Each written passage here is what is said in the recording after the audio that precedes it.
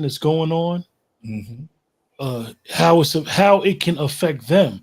So then you look at us who are from these major cities. We already know that immigration, this illegal, is destroying our communities. Right. Facts. And this goes back to the whole. One thing I will say about the Republicans. My grandfather told me this, and I'm gonna always say this, not because my grandfather told me, but I've learned this to be true. The Republican Party have a message. Mm-hmm. You may not agree with their message, but they have a message, and they're gonna be on code with their message, right, wrong, or indifferent. So when they pump this fear of immigration to their base, who are in Middle America, Come on. who validates the fear? Black America. Yep. Because immigration affects us first in the big cities. So when they say, "Oh, all the black men are going to Donald Trump," or the black men are going to the Republican Party, no, the black men are frustrated with the Democratic Party and not getting tangibles for our vote. Right. That when we start questioning the Democratic Party, everybody's eating off of our frustration and us wanting tangibles. Mm-hmm. Mm-hmm. So let's just say 90% of Black American vote for the Democratic Party. If they lose 10%, if they lose 2% of that 90% and just get 88%, it will crush the Democratic efforts. Just 2%. Right. Right. Even if we don't go vote. Mm-hmm. Just say 50% of black men in this country who could vote don't go vote. It will crush the Democratic Party. We'll get blamed for it because we're going to get blamed for this election if the Democrats lose. The black people in Absolutely. general. Come on. Come on, Q. Come on. So it's setting themselves up. So I thought the Republican National Convention is the aspect of me seeing it. I thought it was awesome when it comes to messaging Yeah. because that's one thing they're on code with. Then when they put the Vice President Vance up there, I thought it was awesome because you know why? His mother is as they like to say, she's an addict. Once an addict, always addict. I won't go that far, but Mm-hmm. she represents a struggle of middle America that most people don't see. Or Single talk about. parent, yes, single parent home. He Come on. went to the service. They started from nothing. Come on. So when we talk about welfare and resources that should go to the average American, they're speaking directly to her. So when you got people in rural Pennsylvania, rural Iowa, rural Kentucky, who the only thing that they had in that town was a Dollar General or Mm-hmm. a big company during the industrial age, and they left, and these towns are poor. Let's make no mistake, these towns are dirt poor. This is who you're speaking to. Mm. Because if you're in, let's just say, Des Moines, Iowa, and they're only getting $10 million from the federal government for affordable housing. We're going to use the words they use. Come on. But then a big city is getting $50 million for affordable housing. But Right. the big city is considered a sanctuary city. Mm. Do There you you go. realize how pissed off that voter is in Des Moines, Iowa? Mm. Mm. Mm. Cool. That emotion alone. I'm sick of these liberals. I'm sick of them. And it's an emotion game. They play on emotion, and you wind up sometimes voting against your interests. And this is what we do. We've done as black people. We've Let him got cook. we've gotten to a point, and rightfully so, where we'll say no tangibles, no vote. We got to remain. We got to understand something. There's always tangibles on the ballot.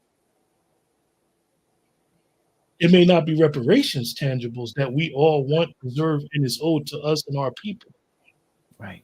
but it's always tangibles on the ballot. You a homeowner. I'm quite sure you want your property tax to get lower. Schools. Y'all know what's going on in the schools. See what Gavin Newsom just did? Gavin Newsom in California, who everybody likes. He signed a bill grades K through 12, you must have a gender neutral bathroom. So we got to think about stuff like that when we say, it don't have nothing to do with us, or I'm not getting involved in this, and if it ain't no reparations, I'm not voting. I get it. I get the rhetoric, but at the end of the day, you got 4 pockets in your pants. You wear a pair of jeans. That's right. First 2 pockets outside of that little pocket, the first 2 pockets is the state and local government, the state and county government. The back pockets is federal and state. They're in your pocket regardless if you're on the grid or not. You're paying taxes somewhere. It affects you. So, I mean, we're in a very tough situation as Black Americans because we have people in position who saying they're representing us and they haven't been representing us. I noticed that Sheila Lee has passed away. We got to understand that Sheila Lee. Come on, go there, Q. Sheila Lee had on her desk HR 40. So now HR 40 was started by the late John Conyers. Yes, it was. We know that HR 40 is some things in there that need to be revised for reparations. So now it done been brought on the House floor or been in existence, as for lack of better words, since John Conyers, rest in peace, and now Sheila Lee. Come on. So now we're done past Q, cook, nigga. You got a brunch going this morning, Q? Cook, nigga, cook. So now we're done past through 2 people. So now what we gonna do? We gonna wait on the 3rd person to die that get it? We gonna wait. We need people that look like us, who are from us, that's gonna represent us without trying to get butter biscuits. Let him cook now. It's plain and simple. It's plain and simple. But instead, and this is a shot. Instead, we're arguing with each other on Twitter about packages. In the meanwhile, we getting our ass kicked and we ain't got reparations yet. That's a fact. That's a fact.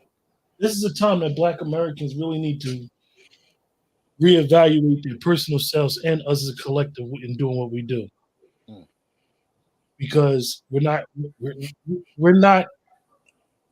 gaining a yard. You know how they say in football, 3 yards in the cloud of dust?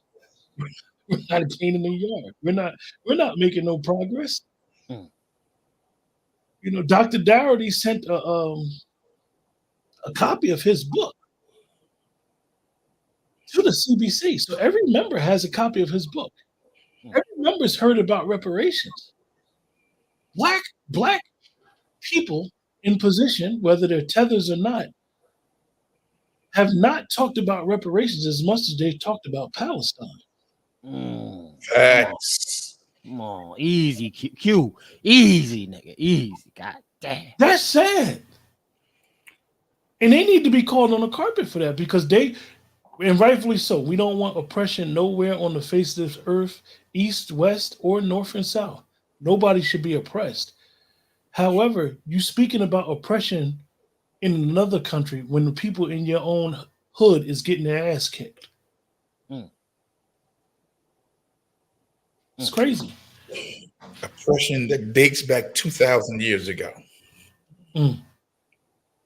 Longer than slavery for Black Americans. Yeah. That we're talking about 2,000 years ago. Right. But they don't want to deal with the 500 years, the 40 years of colonialism, slavery on this soil. That's why I say, man, the betrayal, some folks just gonna have to pass away. A lot of them. Come on, Wolf. Go on.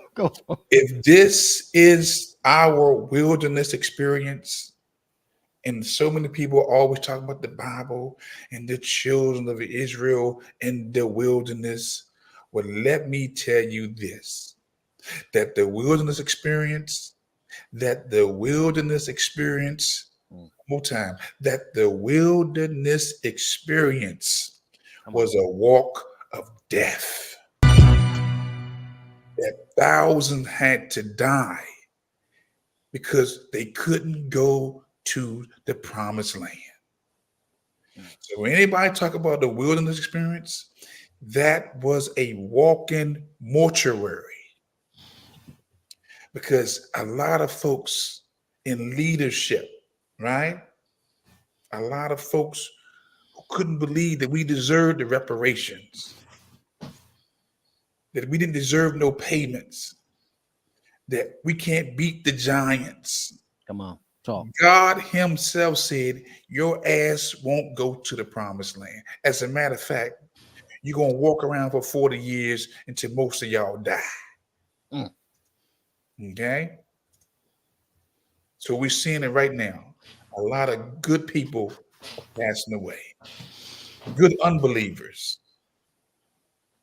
And that's another thing is that, and I understand us always having clarity on who we are as foundational Black Americans, as Native Black Americans. Mhm. However, in the grand scheme of things, we all know that whether we know the difference in the people from the diaspora, whether we want to call them tethers or not, a lot of them are in position. Yeah. We've put them in position. We put them there, man. The problem comes in, we could say, and I respect what the brother Mac DeCal is saying, that we can't expect them to promote reparations, but why are they there? Mm. Why are they there? Why? Where does this come from? And I'm not saying that a person from the diaspora doesn't understand the Black American experience, but how did Sheila Lee, and I'll say respectfully, how did she come up? Did she fill a void that no other Black American wouldn't do? And this is the key. This is for us, myself included, and everybody else, to get up off the ass and stop complaining. Because nobody's going to represent you the way you need to be represented. Facts. Even if you don't want to do it or can't do it or something else going on with your life, your money, efforts, prayers, resources can go to someone who will represent us and hold them accountable. I'm going to always use it. I know a lot of people have always used the excuse. I have not seen an Asian run for politics, really. You get one every occasionally, but where they at? They're here, y'all. The Asian community's been here, and they get what they want. They have a Chinatown in every major city, Mm-hmm. and they police their own. Even when they raid them, I remember forgetting, I was in Delancey Street. For those that's not from the New York area, I was in Delancey Street, and they were raiding one of the shops that had the quote-unquote fake stuff. Right. All of the New York City police that was there raiding it was Asian. Mm.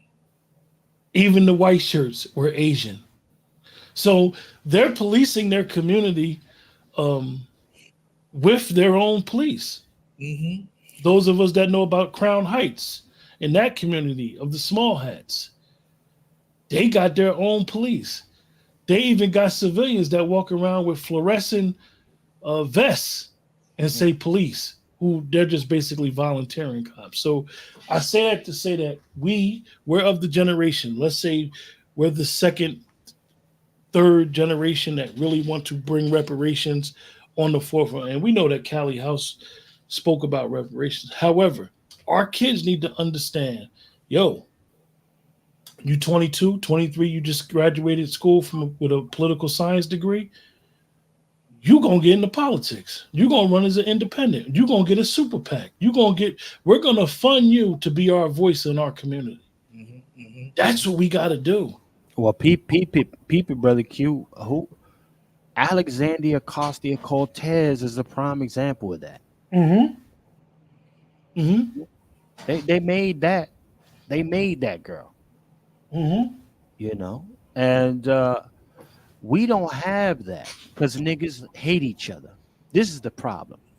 Niggas don't like each other, which brings me to this here really quickly. We have right now the understanding is that your man Biden, shout out to Biden is looking to drop out, and the spotlight is looking like it's going to go to your girl Hillary Clinton. Chef, your mic going in and out. Can you hear me? Hear you now. Yeah. Okay. Well, I said it's looking like your man Biden is saying he's going to drop out. He's going to get up out the way, and most of the energy is being slided towards your girl Hillary Clinton, ladies and gentlemen. But Doc, watch this. It looks Talk. more like election interference from me. Come on, You come on. already got your candidate. You already have your candidate. This was the best that you put up. I ain't trying to undermine him. That is election interference. Well, he got, from my perspective, he need to go the whole distance. Come on. Come on. They've had candidates that they refuse to run. And now that he's senile, dementia, Parkinson, no, let him run. And anything other than that will be election interference from Hillary, Barack, whoever behind the scene. It's election interference, but you're not hearing that on that side. If the man is telling you he don't want to leave, let him run. They put him there. Nah, they said. I listen, believe that and you're right, brother Juan. You know, I went to school real quick. Go ahead, Chef. They hold on. They saying they not going to take that public L like that, Juan. This is politics, dirty politics. Yes. We get to move the goalposts in whatever way we seem necessary. God damn it. What you gonna do? That's what they say. They say the black folk, you're not gonna do a damn thing about this. We want to move this goalpost. Yeah, it look like a landslide. Yeah, it's looking like that. But you know what? Damn it, we took the shot at him. There was nobody to pay any consequences for it. So you know what? All right, we couldn't get this shot off. Don't mean we're not gonna take another chance. Now, don't get me wrong. We definitely gonna try to get another lick in, just in case. All right, but God damn it, we gonna run our own candidate, and we gonna move it right in front of your face. That's election interference. I think what the Democratic Party, from what we're hearing, they're doing. I think it is the most incredible thing that we have ever seen in American politics. I think that people who have some type of understanding of civics, have some type of understanding of law, that what we're witnessing before our eyes literally shows people that it's all about the delegates and the donors. It's not about the voters. Facts. Come on, Q, let me back you up. Let's talk about that hidden hand. They call it, some folks call it the decadent veil. And NBC reported on Friday that 200 donors were on a conference call with the Democrats. Set to replace Joe Biden. And I called Roger Stone. I called other sources. They said, yeah. My fault. Go ahead, Q. And they were on a secret call. They were on a call, not a secret call, but on a call with the top Democratic donors, and the vice president was on the call. And they weren't mad at the vice president. They were just mad at the organization of this call. And one of the donors had a hot mic and said that this conversation was ludicrous. Because quietly, yes, we know that the Biden-Clinton regime have been telling the donors to stick with Joe. So they don't want to stick with Joe. The donors understand that if Joe wins and passes away, Kamala got to see the power. And this just goes to show, listen, it goes all the way back to Whip Clyburn doing what he did. He was the kingmaker. He made Biden the king. Mm-hmm. And in favor, Biden made Kamala his running mate. It's backfiring because President Biden's health is declining so bad that they know that he's not going to make it another 4 years. Hmm. They believe he's not going to make another 4 years. I don't want to say nobody knows because that's up to the creator, but so that's what they're scared of. And this is cosplaying going wrong because now it's smacking Kamala in the ass because she cosplayed to the spot instead of saying she was an Indian. They tried to use she was black, or they could have just said she was a person of color, whatever the words they want to try to describe her as. Mm-hmm. But now she's realizing she's getting what Paul Mooney said. She's getting her nigga wake up call. Mm. They'll allow you to cook the dinner, but they ain't gonna allow you to shop for the groceries. Nah, you're not going. You can't They go to ain't the giving her that seat. Yeah. They ain't giving her that seat. Let's get it straight. They ain't giving her that seat. And this is a wake-up call for all these people who said that they voted for President Biden because of Kamala, ski, all that shit, all that sorority sister dumb stuff, instead of understanding what's going on and how politics is being played. This is a smack in the face. She was more powerful as a senator, you guys. Mm-hmm. I know it may not seem right, but she was more powerful as a senator. So it's interesting what's being played. And they say announcement could come no earlier than tomorrow. Chef and Brother Juan, it's going to be interesting. Well, sir. There was a call with your girl Kamala Harris and the donors, and they said, "Man, this bitch don't know what the fuck is going on." They left that motherfucker and walked up out of there. Donors like your man in the screen right now, Ari. Mm-hmm. Another one here. I forgot this fucking Gary, I believe his name is Gary something. Then you got the and then you got the owner himself, another one here, head of Netflix, owner, Netflix, Hollywood executive right here, Ari, y'all. Coming out with all the movies and TV shows that y'all love and shit. This guy right here. Mm-hmm.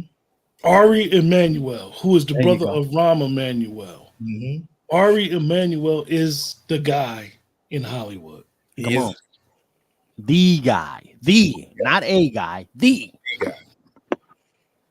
Okay. So we got to understand that the Democratic Party right now, if you claim to say you're Democrat, the Democratic Party is all over the place. They shut down the progressives. People don't realize 3 years ago, Nancy Pelosi told the squad to be quiet. Come on. And they ain't been heard ever since. Now, AOC just tried to kick up and do some stuff at Justice Thomas and put impeachment papers in. But other than that, you haven't seen the squad. Because Nancy Pelosi has no position in the Democratic Party. But she's still a kingmaker. She still holds weight. That old Clinton regime, Obama regime, they run the party, you guys. Look, let me bring this up to the family. Real, I wasn't even gonna stay on this long, but it's y'all got the cook up going real proper. Ludicrous. This is what the donors said. Let me show y'all something here. Fair use. All right. This is an article. Let me pull this article for the family. And make sure y'all support the program, y'all. $FTS49. Support the program, ladies and gentlemen. We appreciate it. We're going on almost 2 hours of work being put in. Bring you up to speed. Support the program. $FTS49. Support any of the other panelists with their cash apps as well. Let's read it off, family. Appreciate now. Okay. Now, this article is from NBC News. Okay, fair use. Ludicrous. Donors leave call with Harris frustrated and annoyed by her stupidity.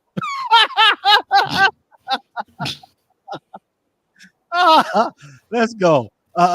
Princeton Town, Mass. A call Friday featuring Vice President Kamala Harris and about 300 major Democratic donors. ladies and gentlemen. Okay, left donors left many who who died and frustrated, with one donor declaring it ludicrous shortly before it ended, according to two sources familiar with the call. One person on the call referred to it as mismanaged and rushed. They added the expectations had not been managed well, and some participants left feeling admonished. Okay, let's keep on going.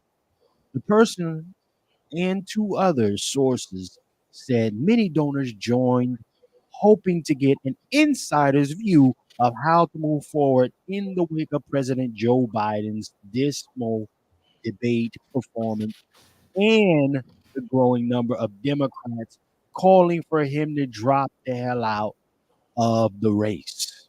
They cooking this nigga. Okay? Souffled, whatever. But let's keep on going. Instead, they said donors left the call feeling disappointed and like they had not gained any new insight or hopeful information. And let's continue a little bit more, y'all. It was a total failure.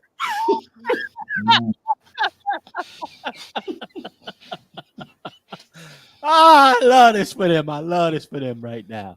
Let's keep on going. Said one source who was who was on and spoke on the condition of anonymity to provide a candid assessment. Sounds like a disappointed donor. See these shadow workers, y'all. Just be clear when I say shadow workers, this is their thing. Move in silence. That quiet money hit different. It hit different. Niggas talking about seats at the table, but we'll never get a seat at any of these kind of tables. Let's be clear. Mm-hmm. Never. Mm-hmm. Let me keep on reading here. Now, it was a total failure, said one source who was on the call and spoke on the condition of anonymity, etc. It was damaging. It was poor planning. The call had been organized by Jean O'Malley DeLeon, the chair of Biden's campaign, and not by the campaign's finance team, according to source familiar with the planning. At the end of the call, 100 participants were unmuted, and one person declared that the call was ludicrous, according to two of the sources, y'all. One source stressed that they took the comment to mean that the call was poorly run and not as criticism of Harris. During the call, Harris, who was asked to join the call by Biden's senior advisor, praised Biden, according to the campaign officials. We know which candidate in the election puts the American people first. Our president, Joe Biden, she said, according to the campaign officials. With every decision he makes in the Oval Office, he thinks about how it will impact working Americans. And I witnessed it every day. Cap. See, she is trying to stay on code. Yeah, she running plays. What she doesn't realize is what we've all been taught as Americans. This where she can't cosplay this. As Americans, we're taught. Yeah. Talk that cute. We're taught one thing: self-preservation is the first law of nature. Facts. Respectfully, Kamala Harris right now need to be worrying about her own political aspirations and self. Oh, that's a fact. She's so caught up with the get in the fit in mentality that she don't understand. Them donors and delegates run the show, woman. Mm-hmm. When they get to that convention and them delegates get to talking and backdoor deals going on. Do you have that video of that delegate saying to she was speaking like we'll blow this whole thing up? Yes. Let me tell y'all, right? Put that in the private.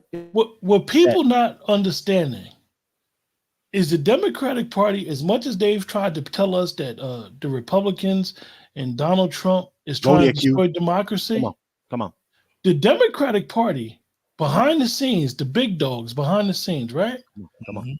They're willing to lose this election instead of having Kamala up there. Mhm. Period. They're literally saying, man, we going to fall back until 2028 because they know Gretchen, the governor of Michigan, and Gavin Newsom, the governor of California, they don't have a national appeal. Why you think Gretchen was on the Breakfast Club? Right. Come on. Lying to people talking about it's clean water in Flint. It's not clean water in Flint. Come on. Why you think Gavin Newsom has been doing these interviews? Because they have to get them national appeal. And guess what? Less than 100 days for the election is not enough time. So they're saying to themselves, you know what? Just like the video that Brother Juan just said, we willing to blow this whole thing up and fall back to 2028 because they know deep down inside the Republican Party is just as bad in a sense. They have nobody up and coming. Right. Trump can only be the president for 4 more years. So the Democratic Party is they don't want Kamala so bad that their insiders, their bigwigs in their party is willing to curve it all. Yeah. Because guess what? They're doing how they always done. America was built on anarchy. Come on. So they're willing to burn it all down, for lack of better words, to come back in 2028. Right. Well, see, here's the thing, and here, this is what we're looking at here. You know, listen, the puppet masters have to come from behind the scene at some point. You got to do it. And this is such an unanticipated debacle that it's like now they're like, well, shit, God damn it. You messing up my anonymity right now. You fucking with my money. I got a lot of things that I like to invest in. You're messing with my play. Pimping since pimping. Okay? You know, tell America, tell these fucking sheeply people whatever they need to hear, as long as my money is on time. And Biden, you're fucking up the money. And you think I'm gonna let this raggedy pass around? We knew she was a pass around. She was only there to secure the bag for us. See, Chef C and Juan, in 2020, they said to themselves, after January 6th, come on, he got inaugurated.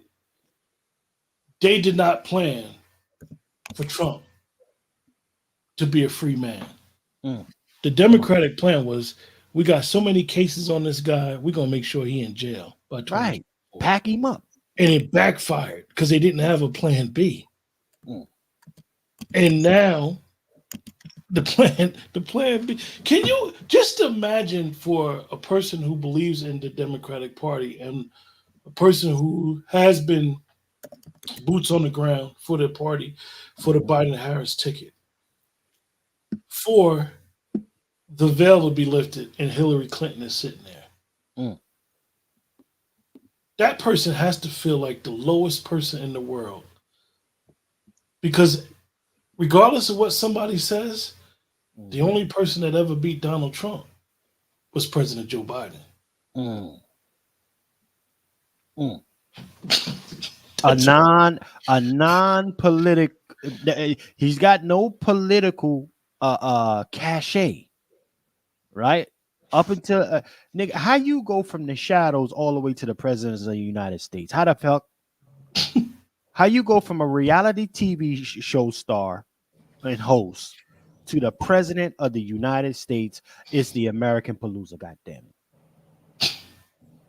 That's why I named it this show this today. And the only American Palooza. And the only president since Jimmy Carter who has never made money off their presidency. He's lost money. While everybody else got backdoor deals and trying to secure their overseas investments. Because Jimmy Carter has made money from their presidency. Come on. Securing overseas investments, putting the money in the kids' name, giving them industry secrets. Shout out what's it? Bo Biden, right? Giving industry secrets. Hey, you know what? The market's gonna do this because I'm gonna force it to do that. So I need you to put this money here. Where they dropped the ball a long time ago is preventing these family members and the actual politicians themselves from being involved in stock market insider trading or just anything that's happening with industry. That's where they dropped the ball. All right. But they said, okay, like remember, Barack Obama became a millionaire during his time in office, y'all. Let's be a lot of these folks became, you know, double, triple figure millionaires. No, double figure millionaires, y'all, during their time in office. How you think that happened? Backdoor deals from the same very people in this article. What they say? Over what 100 plus that was in this call, saying, hold on, we had an agreement. God damn it, we had an agreement. You're fucking up the money.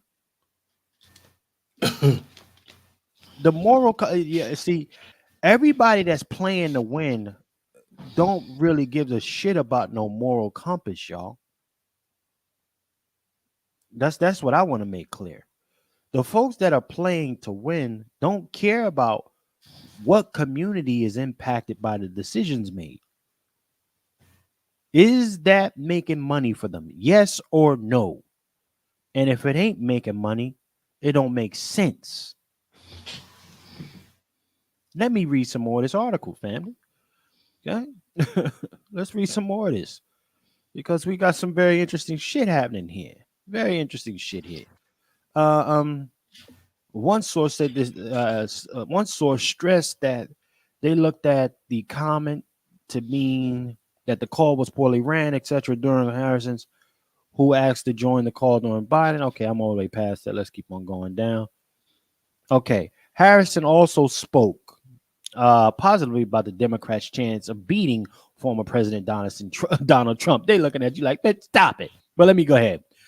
Something I believe in my heart of hearts, Harris said, according to the campaign officials. It is something I feel strongly you should all hear and should take with you when you leave. And tell your friends too. We are going to win this election. We are going to win. They like, listen, we run industries. We own industries. We run this country. You can save all that tough talk for somebody else who gives a fuck. We do it. We actually bluff until the bag come through. This is how we made our fortunes. Who you talking to? Landslide. We see what's happening out here. Keep that shit for somebody else. We ain't stupid. Shit, we put money on y'all books. Y'all ain't put nothing on ours.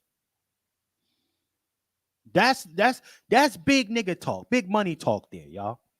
That's seat at the table talk that everybody else talk about when it comes to the Black American community. A seat at the table, nigga. You ain't never ever gonna have a seat at those kind of tables. It's designed that way. Let's keep on reading. And you could still be a billionaire and never have a seat at those kind of tables. Fuck out of here. Niggas is on the delusional fucking bullshit right now. But let's keep on reading. The fallout from the calls comes as donations to Biden campaign and the Democratic group have plummeted. And as Harris has been deployed several times to speak, they said deployed, deployed several times to speak with donors as questions swirl over Biden's future on the ticket. The calls with donors started with a presentation from field organizers who expressed anger at the ongoing debate within the Democratic Party about backing President Biden, given what they've seen and heard from voters on the ground, according to one source with direct knowledge of the discussion. Family, this is part of the reason why I want to say this too before we continue. This is part of why the importance of their anonymity is so valuable to these folks. Why they put so much focus on moving within the shadows. They are engaged in a different kind of guerrilla warfare, capital guerrilla warfare, y'all. They need to be among you without you being able to see them. So they then can go ahead and tell the people that they got on their puppet strings how to move. What things need to be influenced so that they can then foresee the 10-year play come to fruition, the 20-year play. I'm saying it because listen, like I told y'all before, for some of y'all here for the first time, make sure you subscribe. But my listeners, y'all know I cook for these families. I'm telling you how these folks move. Billions and billions of dollars. Okay? It's no mistake.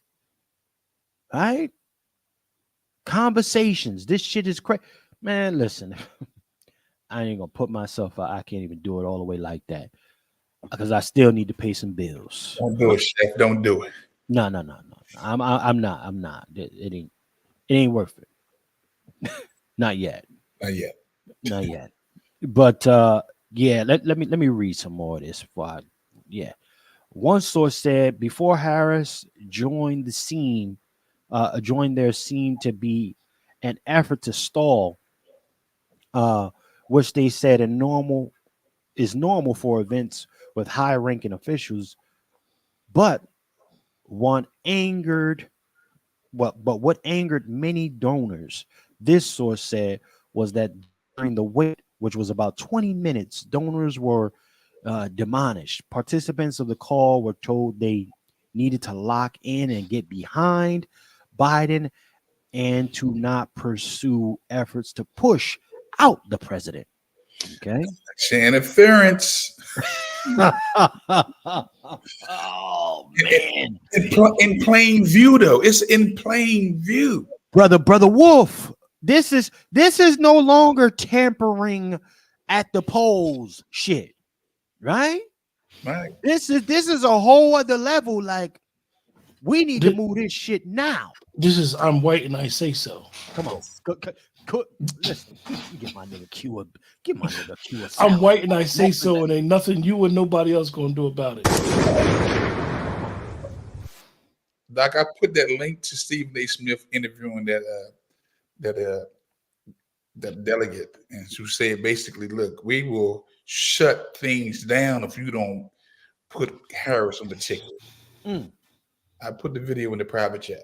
It's okay. like 40 minutes. I'm gonna pull it up. I'm gonna try to get to that part for the family. Absolutely. But this is different shit, y'all. This is different. This is big. This is big bank. Biggest of the banks taking little bank. Huh? Some shit that many of our folks would never see in your lifetime. Never.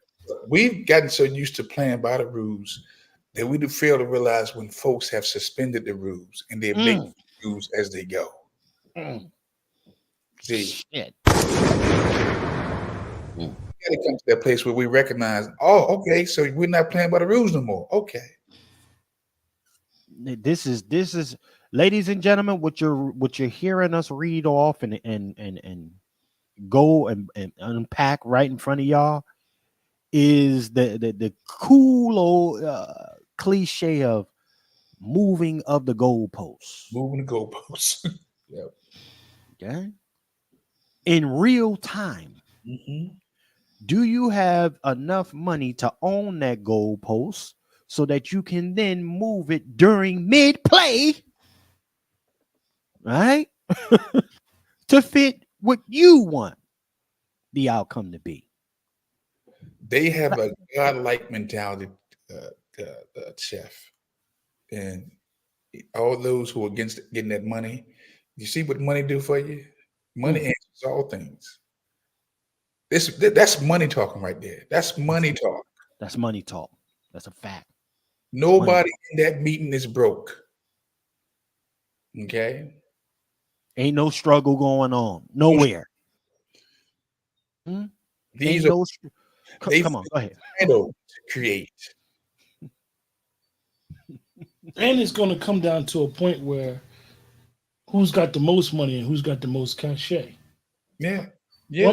One thing that I hope that sisters don't fall for, and I just seen another thing where they said over 2,000 black women have signed a petition to keep the ticket is Biden Harris. Listen, sisters, I love y'all. I love y'all. We gonna call y'all out and call y'all to the carpet when y'all out of pocket. Come on, talk you. Don't fall for fool's gold. Don't let these people think y'all have a seat at the table, like Chef C said. You're gonna be like her. You're gonna be like Fanny. Down bad. I'm gonna go on record. The sisters caught a break last week. Go there, cute. Go there, brother Juan. This is what I want, man. I wasn't gonna do it. Do it, Juan. Do it. I want y'all to see my face. The sisters caught a break last week. Y'all dipped that lick. It was a serious lick coming for you. Go ahead. Had Trump got killed by that assassin's bullet, black women, you would have been the face of rage because of your DAs in New York, your judges in DC, the DA in Atlanta, your numerous elected officials. Making those type of statements against him. Right. All black faces, all black females. Your Joy Reeds. Go ahead, Juan. Okay. If he had taken that bullet and not survived, you, wherever you lived, packed up, not be able to escape the wrath upon your asses. And the black man is not in a position to protect you. God damn it. Let me get him. God damn. Come on. We ain't there. I've literally seen sisters, and I've read the comments online talking about if he had just moved, if he had just turned his head. Stupid. And I'm like, don't you know if he had turned his head and he died, they would have came after you. Hey, brother Juan, I am amazed, honestly, and I'm not naive. I'm amazed at people after a former president, a guy that's running for the presidency. I'm amazed at how many people literally went online and said the shooter should have had better aim. Yeah, man. And think that these people, these alphabet boys, don't watch social media, or they think that they're not big enough to be on their radar. And we'll say it and then do it. See, now what's crazy is if people do to us what sometimes we do to them, and I'm gonna say it just like I said it. Mm-hmm. When they get your profile, and then there you go, they start putting you on blast and saying, "Oh, this person did it, and now you ain't got no job." See, because a lot of times people got online behavior that if it gets exposed, they'll lose their job. Right. And not to take away from the pretext of what Brother Juan said, like, why black women? Stop trying to replace your man. Your men, black men, know what they're talking about in this aspect. Fall back. Because at the end of the day, you are not going to replace white supremacy. Come on, Q. Focus on the family. Not telling you to be in the kitchen, but focus on supporting your man and you and him moving as one. Right. Stop thinking them 22,000 black women that want President Biden. I'm not saying that they shouldn't do that. I'm never telling nobody who to vote for. I'm just telling you that at the time, sometimes self-preservation has to come in handy. And what's going on in the Democratic Party has nothing to do with Native Black Americans. Come on. Come on. Doc, Salute my brother Q real quick. I got to give Q a sound. Come on, man. Y'all, I hope y'all absorbing what we dropping for real instead of just being here. Like, y'all have to see the whole circle of what's being presented to you right now, ladies and gentlemen. You know, this is not just a broadcast. I want you to see the whole. This is why I'm breaking it down this way. These brothers, they're coming with shit. Don't miss what these brothers is dropping on y'all. It's a pivotal time. You got to move a certain way right now, family. You got to move a certain way. Don't buy into none of their propagandas. Lock in with your family. This is the most pivotal time to be one with your family, your mate, right now, because that's how you're going to get through this shit. But go ahead, Brother Juan J. Johnson. yeah, what got me was I teach people, and I said this last week, how to kill. That's what stop the threat means. Mm. When police officers say stop the threat, they mean kill. Come on. I try not to use that language because I know it's very clear. And to see people calling for death when they don't even teach people how to kill. Mm. That's what's crazy to me. I'm calling for life. And these folks are calling for death. And I teach that piece. Mm. That's when, you know, we're at another place, this space right now, even with our women. Right. They're out of pocket. And it's by the grace of God. By the grace of God, this man is getting killed. Because again, like I said, when JFK and RFK were killed, the nation mourned. Mm. When MLK was killed, there were riots. Mm. If DJT had been killed, you would have saw a civil war. Man, listen here. So much so, Brother Juan, I don't even think that it has registered in people's mind that he got shot. I think people are still in shock that all this happened. I seen some commentary coming from the left in reference to his speech, his hour-and-a-half speech at the RNC convention. Mm-hmm. This man was 4 or 5 days away from getting shot. I don't know if anybody in the chat has ever been shot or had a life or death situation. It's going to shake you up. It shakes you up. It makes you start thinking about your mortality. So if the president Trump, and both of them are presidents, people getting caught up with these words. Mm-hmm. Once you're a president, you're always a president, whether you're the former or the active president. So if Trump was really smart, he would really stop speaking. I know he spoke yesterday. He would really stop speaking and really get his quote unquote marbles together, because his emotions have to be all over the place. This man was the leader of the free world at one time, so they say. He knows stuff that only presidents know. Mm-hmm. Mm-hmm. And somebody tried to take him out. And he was a turn away from being taken out. Mm-hmm. Mm-hmm. You know, I wouldn't be surprised if people in his family have even told him, like, yo, just resign. Let it go yourself. It's not worth it no more. So we need to understand that this part of this show, what we're doing is we need to realize, like, be careful what you put on social media, Black women. Like, you don't want to be the face of this fight that has nothing to do with you.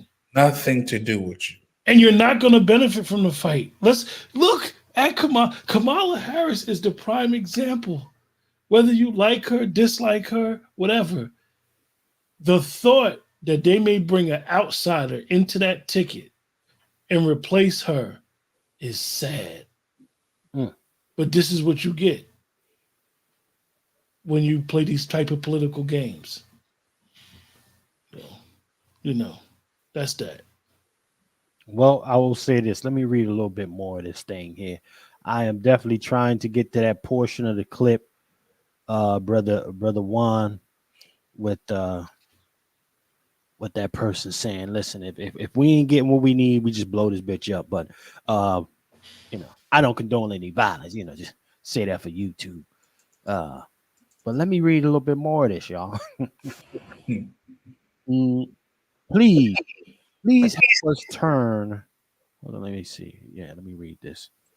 There we go. Please help us turn the volume down on this conversation publicly. Melissa Morales, founder and president of Samosa Ventez, said on the call. According to the transcript obtained by NBC News, it's time to stop the leaks and the rampant rumors. Your message has been heard and received.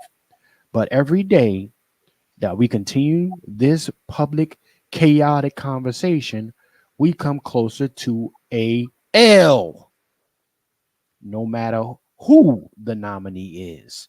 So, ladies and gentlemen, Melissa Morales, founder and president of Samos Vantes. That's one of your your that's one of your puppet masters. Okay.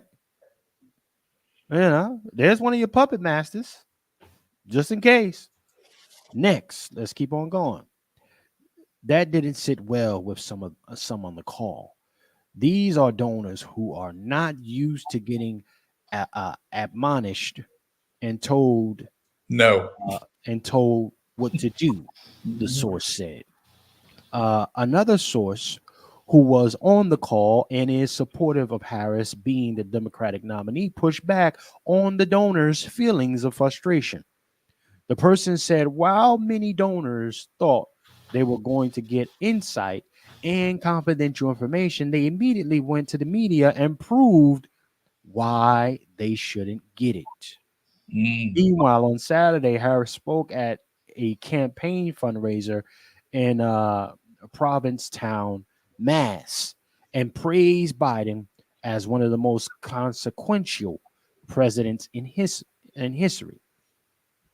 Okay. Harris garnered applause as various parts of her speech talking about her and Biden's record, including advocating for the rights of LGBT community. But the loudest applause from the crowd came when someone in the crowd of 100 people shouted, "Go get him, Kamala," as Harris criticized Trump. Okay, so that was yeah, I know that's political theater, to be clear. Let's keep on going. Hmm. The applause lasted for several seconds as Harris smiled and looked out to the cheering crowd of some 1,000 people, also hired actors in crisis people. Yeah, I do know that, right? But let's keep on going. After Harris left the stage, Lenny Ackerman, 63, said she wanted to see Biden step ahead. Okay. Lenny Ackerman. Alekman. Who's Lenny Alekman? Interesting, y'all. Let's keep on going. She is on the tightrope. She has a very careful not to align. She has to be very careful not to alienate Biden, Ackerman said when asked about Harrison's praising Biden throughout the speech. I actually would like to see Kamala at the top of the ticket. She could carry out and continue the policies of the Biden administration. Now, I want to say this before we go a little bit further, really quickly, y'all. When she say she could carry out and continue the policies of the Biden administration. Biden administration is one of the things I want y'all to think about that. Don't think of it as his administration. Think of it as their administration, y'all. And when I say there, I'm talking about the 300 or 100 to maybe 300 in this elite call. That's their administration, their policies, right? Just think of it as, okay, you got an LLC right? Or you got a corporation, but your board is really the ones running the shit. Okay. This is what the Biden administration represents for those puppet masters, y'all. So when they talk about, okay, we need to just grab another person to carry out our goals, right? And policies, that's what it means. I just want to make sure that everybody understands that. This is how big money take little bank. This is how this shit get down. Okay. So this is why when I say, when we look at how you fight for reparations, even in the place to deal like that collectively. No, we're not. We're not. Because they know just as bad as you like, just as bad as you like to be able to holler and shit, they know that they can go and grab that. And unfortunately, here's the truth. I'm gonna keep this absolutely a buck with everybody. There's always a number, y'all. There's always a number. Always. And when I say always, even if it's not a number for that person directly, there's a number for the generations after them that they want to secure. Big bank can buy that, can buy your generation, can buy your lineage. Big bank can do that. I seen it. I'm just talking some other. Listen. Let me read some more of this, man. I don't think cats really understand, can really fathom shit like this. But we do got, we got quality audience as well. People are intelligent folks. But this is different shit here we're talking about. Let me keep on going, y'all. Let me talk about this. What she said, carry out. Let me read some more of this shit here. Okay. She is on a tightrope. Okay. She's on a tightrope. She has to be very careful not to alienate. Okay. Let's go on down a little bit further. John Newton, 75, who attended the fundraiser, also said he believes Biden needs to drop out of the race and want to see Harris become the party nominee. Okay. And listen, family, I want y'all to understand something. With a lot of this back and forth, I want y'all to also see that they already have intentions to sabotage the race. You do know that, right? Yeah, I do know that. This is them already telling you that they're going to run a play to secure whoever they put in place for the next 4 years. They're so close to setting up all of these other new generational wealth things that they're putting in place. Investments in Ukraine, right? That war has nothing to do with trying to help those folks or even what's happening in Israel. It's about investments, y'all. Y'all understand? How many people can understand? Like, if you understand that, show me a saute or fried egg in the chat. All right? It's about investments. There's investments in Ukraine, y'all, that a lot of these folks that are in that call or have industries that they're going to be putting money into over there. They need to see this come through. Okay. Some of these, and then the people that are in this call, there's different levels of wealth within this call that's taking place. Okay. And for them, some of them are trying to get into the graces of the other folks with the bigger bank in this call, y'all. So many of them do need to see it happen, regardless if they answer to other folks.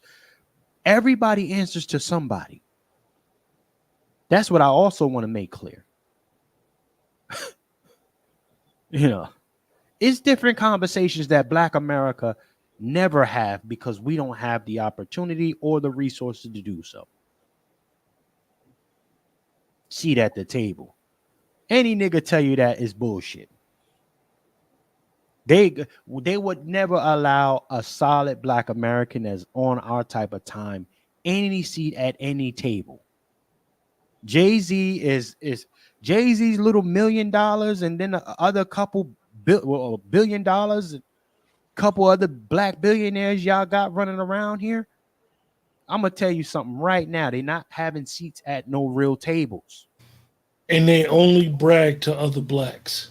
And they only swag on other blacks.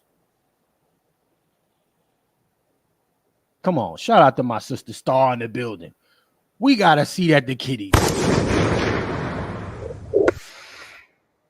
Got a seat at the Chuck E. Cheese table. Huh? Come on, man.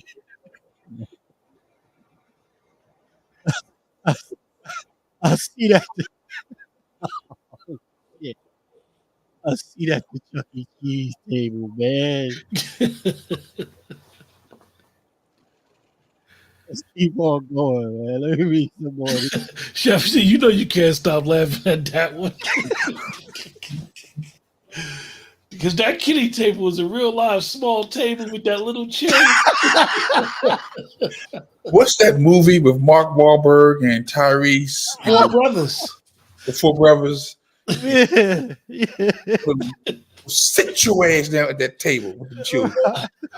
And them little kids was like, Kids. he did something wrong. Oh, Sister Star, you ain't shit for that. But it's true. It's true, man. That shit got me tearing over here. A seat at the kitty table is a fact. The Chuck E. Cheese with the house and all of that, man. And I'm a big guy. I can't even sit in that damn seat without being all tight. Niggas Tight. You be looking stuffed sitting at a small. looking crazy, wide as hell. At that look. I'm a big baseball fan, right? So the old stadium still got the small seats. Oh man. But I'll never forget when I went to Camden Yards when they first opened Camden Yards. I was so happy to sit in a real seat. I was like, yes, this is beautiful compared to the old Yankee Stadium. Yeah, Man. And I wasn't that big back then. I was a small guy back then, but I'm like, damn, this is a real seat because we like to be comfortable. Right. Y'all know how it is when y'all go to the movies. You want a real seat. But there's some Sister Star gonna say the kitty table.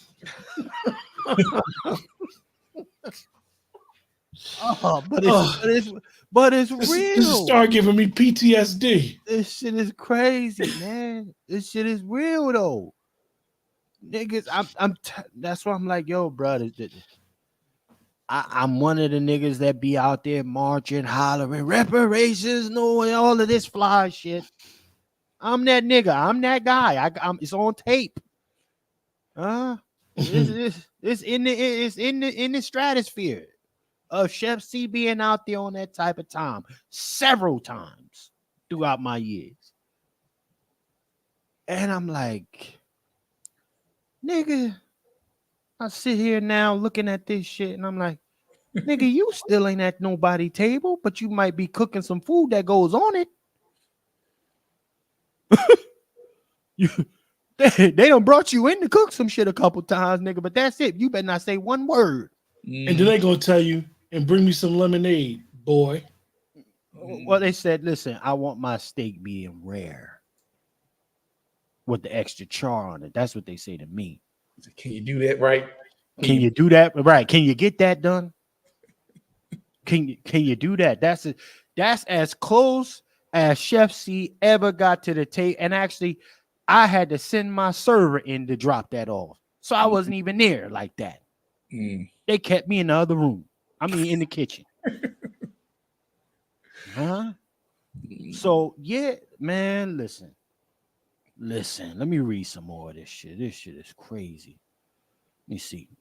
John Newton, 75, who attended the fundraiser, also said he believes Biden believes Biden needs to drop out of the race and wants to see Harris become the party nominee. Okay, we read all of that. Let me see.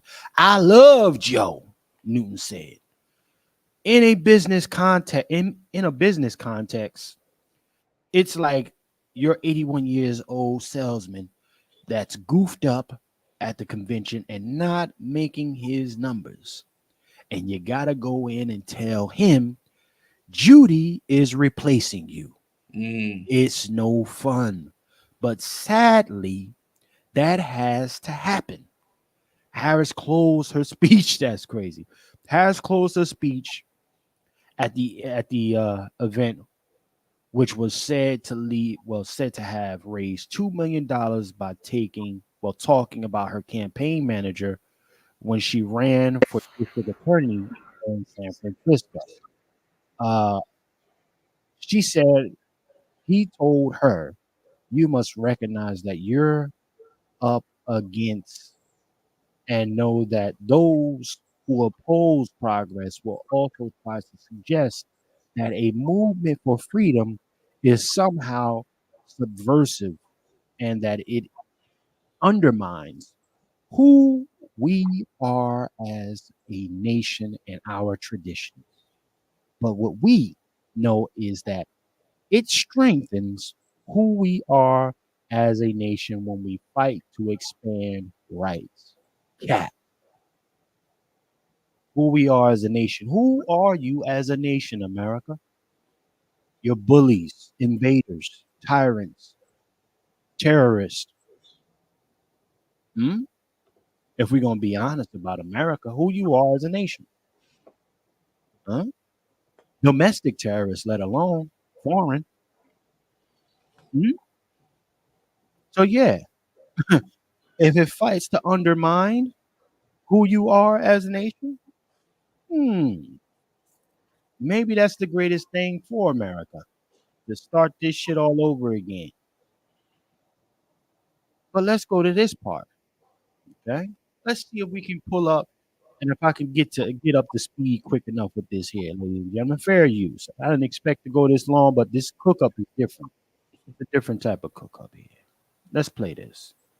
Now, I know y'all gonna look at it and say, look at this tether here and all of that other fly shit. That's cool. We're not bringing Stephen A. Smith up for him doing what tethers do. We're bringing him up because there's some context. There's a very important point that needs to be made here. Okay. Brother Juan, I don't know. Would you happen to know where that point is of them saying that they would actually get rid of this whole thing? Actually, it might be here. Chris Cuomo. No, not Chris Cuomo. Let me see who Arvon River is. Right there. Right here? Yeah, I think it's, but it's before that. Yeah. I know he was having an exchange with her when she was talking. Try that right there. Hit that. See what happens. Okay, let's see what's happening there. Fair use, y'all, by the Copyright Act 1976. Fair use, fair use. Okay, let's do this, y'all. Let's see what this song. See what type of time song. Let me get this up. For the California. Let me get this. Hold on. You got to have you a sister girl on. You want to be poppy, you got to have you a sister girl. Okay? Let me bring this on up. All right, let's play this. Place Joe Biden, when you had an opportunity to pick the black woman, Kamala Harris, to pick a gay guy, Pete Buttigieg, to pick a Latino, when they were all running against Joe Biden in 2020, guess what? Kamala Harris couldn't even get to the general election because folks would not support her. They would not give money to her campaign. She had to drop out before the California primary. Y'all got selective amnesia. So don't tell me you all want Kamala Harris to be your president. When Kamala Harris ran for president, she could not get the support even of black folks in our community. The reality is you're not just electing Joe Biden. You are electing an administration. And Kamala Harris will be in that administration. Areva Martin, You say something, brother Juan? No, I didn't say nothing. I don't know where it's at, but I know I don't know how deep it is. But it's in the chat. I may post it on the link on Okay. Okay. Let me see. In the you said it's in the chat? I'm about to repost that into the comment section if somebody want to see it. Okay. Copy. Now, ladies and gentlemen, let me just bring this where we need to. Shout out to these donors, though. I really want to give them. I want to give these donors the respect, the disrespect that they deserve. you know, the donors are letting it be known, ladies and gentlemen, you know, where they stand. Okay. Your Netflix, your Fox network, your Hollywood, everything, you know. Shout out to Hollywood. You know, shout out to Hollywood, Ari Emanuel. Shout out to him. Okay. Yeah. Shout out to Ari Emanuel. Excellent Hollywood executive. You know, some of the programming personally coming off of his back, right? You know, the programming that you all know and love. You know, one of the guys who also has supported some of Tyler Perry's productions, you know, black man yelling at a black woman, beating her up, you know, black woman, you know, Diary of Mad Black Woman, different things like that out there. You know, Tyler Perry. Salute to Tyler Perry. Yeah, Netflix, everything you want to see on there. You know, everything, all the good visuals that helps this country be the greatest country it is, right? Fuck out of here. But let me go to Alex Jones real quick. Now I know some of y'all going, Alex Jones be. Listen, objectively speaking, that's what we're going here for. Okay, so let Alex Jones, you know, talk his shit a little bit, you know, and then we'll go to what I need to tell everybody about as well. This is a major announcement as far as I'm concerned. But let's go to this guy real quick, Alex Jones. You know, tap in real quick with Alex Jones. Let me see. Hold on. Oh shit. Hold on. What happened? Oh, they pulled it down. Let me go back. Bear with me, family. In the meantime, make sure you like, share, subscribe. Like, share, subscribe real quick, y'all. Okay? Like, share, subscribe. I'm bringing it back up. Boom. There we go. Alex Jones. Let's hear him out. All right, folks, it's Saturday night, and we saw the Hill, all the news reporting Hillary set to replace Joe Biden. I called Roger Stone. I called other sources. They said, yeah, that's the word. They're really going to try to replace Joe Biden in Chicago with Hillary Clinton, with all of her criminal activity, all of her background, all of this. So they are literally involved in a Democrat civil war, a power struggle over what puppet gets control. Biden had a closed election. He had a closed primary. That was all rigged. He stole the election 4 years ago, tried to take Trump off the ballot, and now Hillary is swooping in to be the nominee above Big Mike, Gavin Newsom, Governor Whitmer, Kamala Harris, all of them. This is huge. It's all over the news. They're actually going to try to do this. This is how arrogant and crazy they are. So Hillary Clinton thinks, with the deep state behind her, that she's going to be there because they want her. She wants World War III with Russia. She said that. And Trump says he'll end the war. He talked to Zelensky today. So to stop World War III, we got to get President Trump elected. That warmongering, evil monster Hillary thinks that she is about to swoop in and last minute be the nominee, and then they try to steal the election. It's not going to work. They already tried to kill Trump. We're in epic times. Pray for Trump. Pray for America. Pray for the world. And I think Hillary's going to fail again. She was going to be the Madam President. Newsweek printed up all the magazines. She was the president. It's all a lie. Hillary Clinton, you'll never be president. Just like the neocons and the Bushes and all of them, you're done. Your time is over. America's coming together. God bless everybody. I'll be covering this all live at Real Alex Jones on X. Please follow me at Real Alex Jones on X. All right, ladies and gentlemen, you got your man. That's your man, Alex Jones. He does sound like a piglet, but sometimes he got some interesting shit, y'all. And I try to be objective when I listen to certain folks and things like that. And some are saying that there may have been some other suggestions. You know, let me see. What's the other brothers' channels? Peace, bringing it black. On the next podcast, man. Definitely tap into this on the next podcast. I'm right here now. You know, definitely tap into that. And then you got my brother Juan J. Johnson, Lone Wolf Firearms. Tap into his broadcast too. They done shut me up my Facebook page. They don't shut your Facebook page down? That's crazy. Got a virus on it now. Or somebody hacked it. I don't have access to it. Matter of fact, I tried to go live today on Twitter. They told me I need to buy the premium channel just to go They live. hit me. See, they hit you too. Now they hit me, and then I paid. See, this is the thing. I paid for it to try to be live today, and they not letting it go live on Twitter. So Twitter, you owe me a refund, you motherfucker. Give me my money back, damn it. And I'm gonna put in my complaints. Is Elon Musk stealing, everyday citizens' money now? What's happening? I know they saying with Twitter you got to be a premium member now. Premium member, yeah. Yeah, I said I paid for that. I paid for that Wow. today. I paid for that because we're doing what we're doing over here, and it won't let me go live. And I didn't even pay for the basic plan. I did what they told me to do. So yeah, Elon, we're gonna have a conversation. Is X down that bad, or you're just extorting the everyday citizen, Elon Musk? That's what I need to know.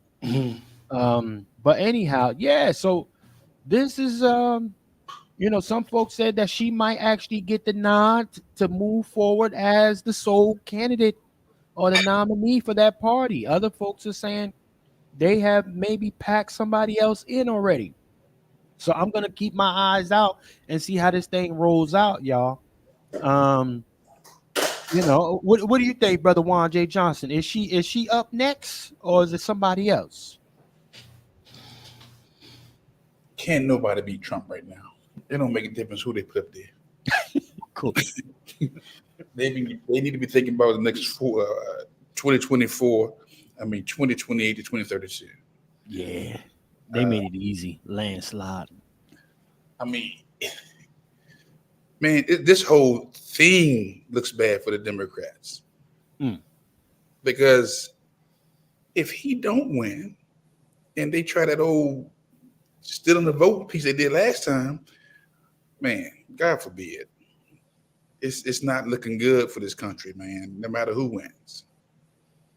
But Hillary, I think her time has come. She's the worst. She's just like a headache you can't get rid of, a migraine. Just that lets you know just how weak. Correction. That lets you know just how the Democrats have not cultivated the next generation of leaders. When you're still pushing this Hillary Clinton bull crap. Right. Come on, man. Right. Well, you know what, Brother Q, is she up next, Brother Q? I second what Brother Juan said. I think the only person that could beat Donald Trump right now is Donald Trump. I think him campaigning going forward, he needs to do stuff with some serious tact. I don't think that he needs to make long speeches. I just think he needs to campaign, speak for 30 minutes, and he out. Focus on his agenda and what they're trying to do. Other than that, he could, as Donald has known to do, he could speak himself to a race that should be a blowout.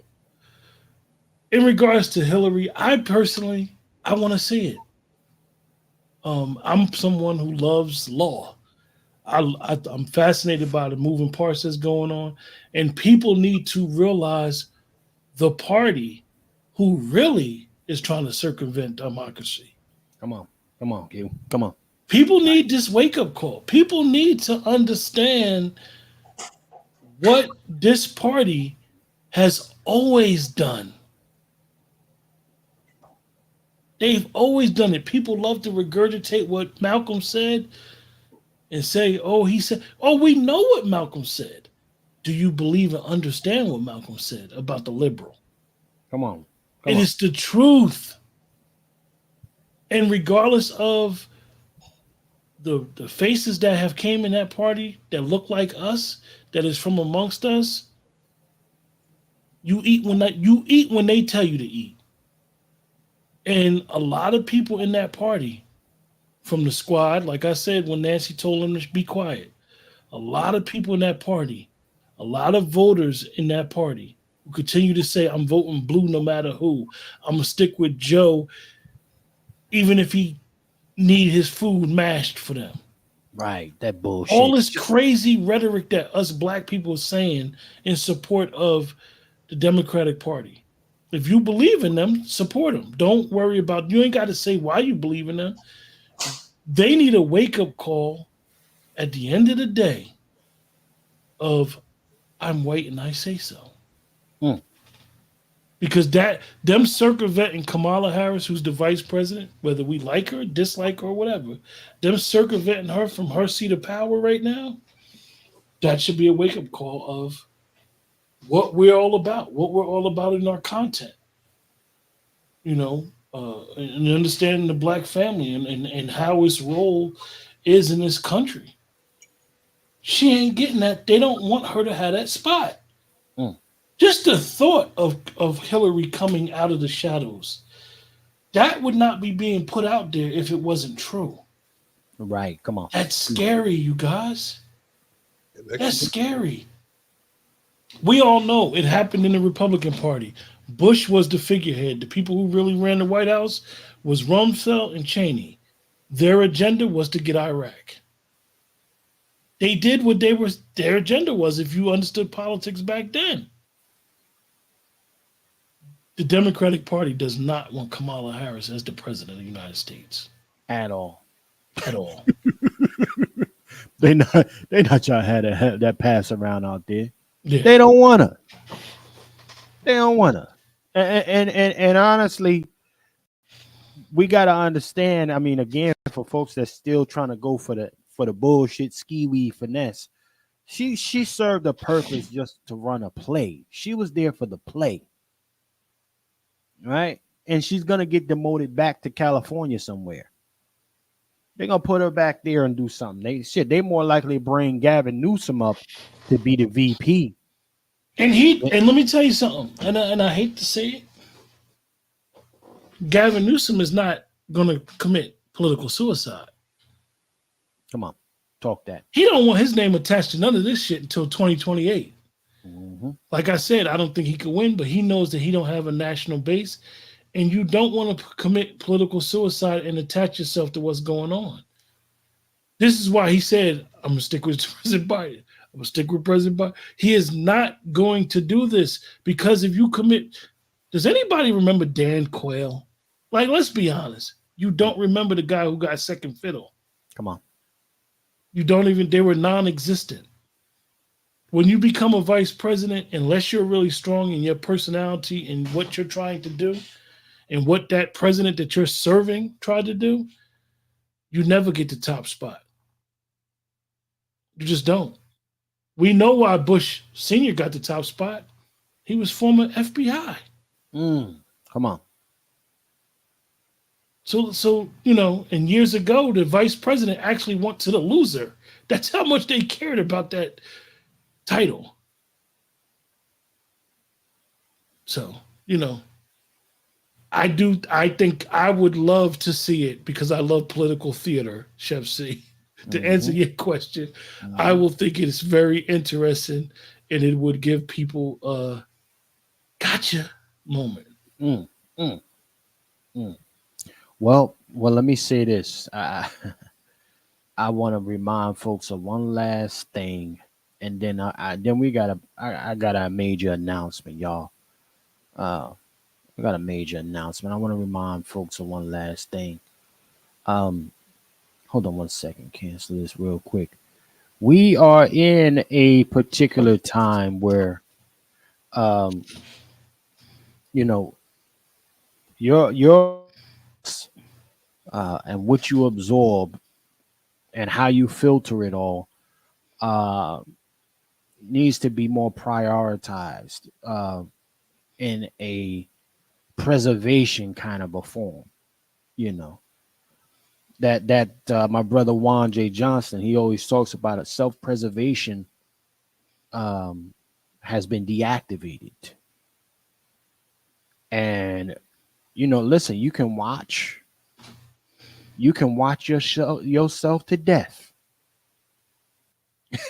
because they have occupied you enough, right? With their propaganda to have you sitting there looking like a damn fool. Looking like a damn fool. And, Brother Juan talks about that self-preservation. Self-preservation also, in some of the eyes of folks, that means you got to get up and do something. And a lot of folks, they hear that and they're like, this nigga telling me to do some shit. I don't want to do nothing. I don't want to do shit. But let me bring this up because I do want to remind y'all. I think it's necessary that I remind some of y'all that during a particular time, yeah. I'm running the city council right now. Salute.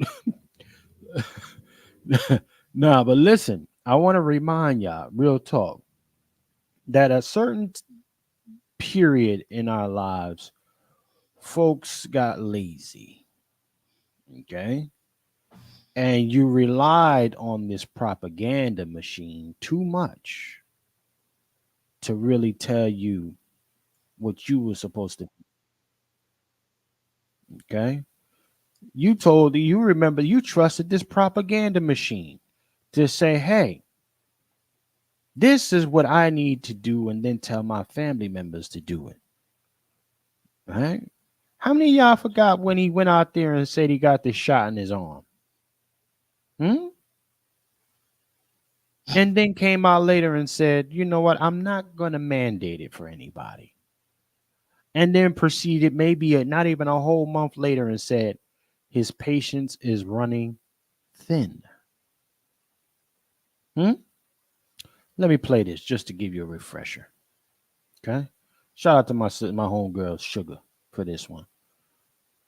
We're getting some breaking news. We've got a live shot there of President-elect Joe Biden getting his COVID-19 vaccine. He and incoming First Lady, Dr. Jill Biden, both doing this publicly, receiving their first doses of the COVID-19 vaccine in Delaware, following in the footsteps of Vice President Mike Pence. And again, shout out to my brother Juan J. Johnson. Look who they have administering the shot, y'all. A black looking woman. Don't let that pass you. That part. I'm going to just play it. And the second lady, who we also saw as the death toll, Kayla, in this disease nears 300,000 people in the United States. This is going to be a big part of his administration's task, which is distributing hundreds of millions of vaccine shots in the early part of his administration. And we're just watching here the live shot. Obviously, they're doing this in a sign. Why choose a black woman, y'all? Just ask yourself that question. Why? Let me tell you something. And look, we're wearing is caring. Another black.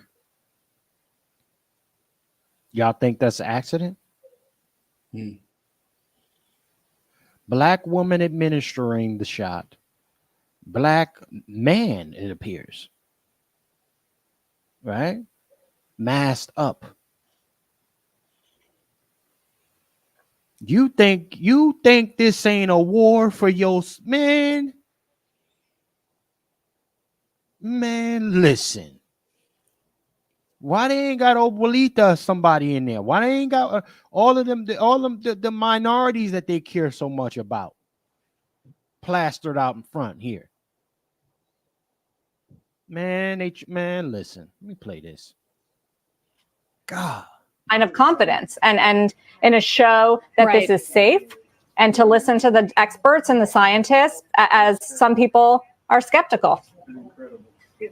And to that end, Sarah, the president-elect had said that he would get the vaccine whenever Dr. Anthony Fauci, who he has appointed as his chief medical advisor, recommended that he do so. And shortly after he suggested that, Dr. Fauci said that it was in President-elect Biden's interest and the interest of the country from a national security and continuity of government perspective for him to get it as soon as it was possible and as soon as it was available to him. You have also seen leadership on Capitol Hill in both parties receiving the vaccine and being very public about having gotten the vaccine, trying to show that this is not something, as polls indicate, is something that one party would support and another party would not support, trying to say this is something that every American should get as soon as it is available.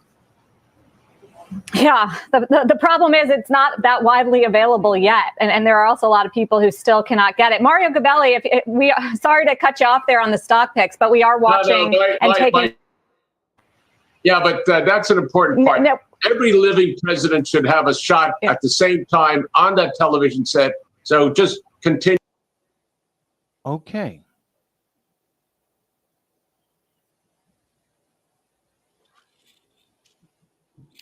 If it was real, he'd been the same since he got it.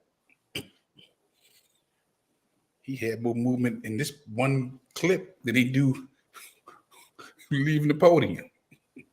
I don't even want to go down that road. I'm just leaving it at that. Chef C, I have no comments for this. I'll let the people decide. I'm just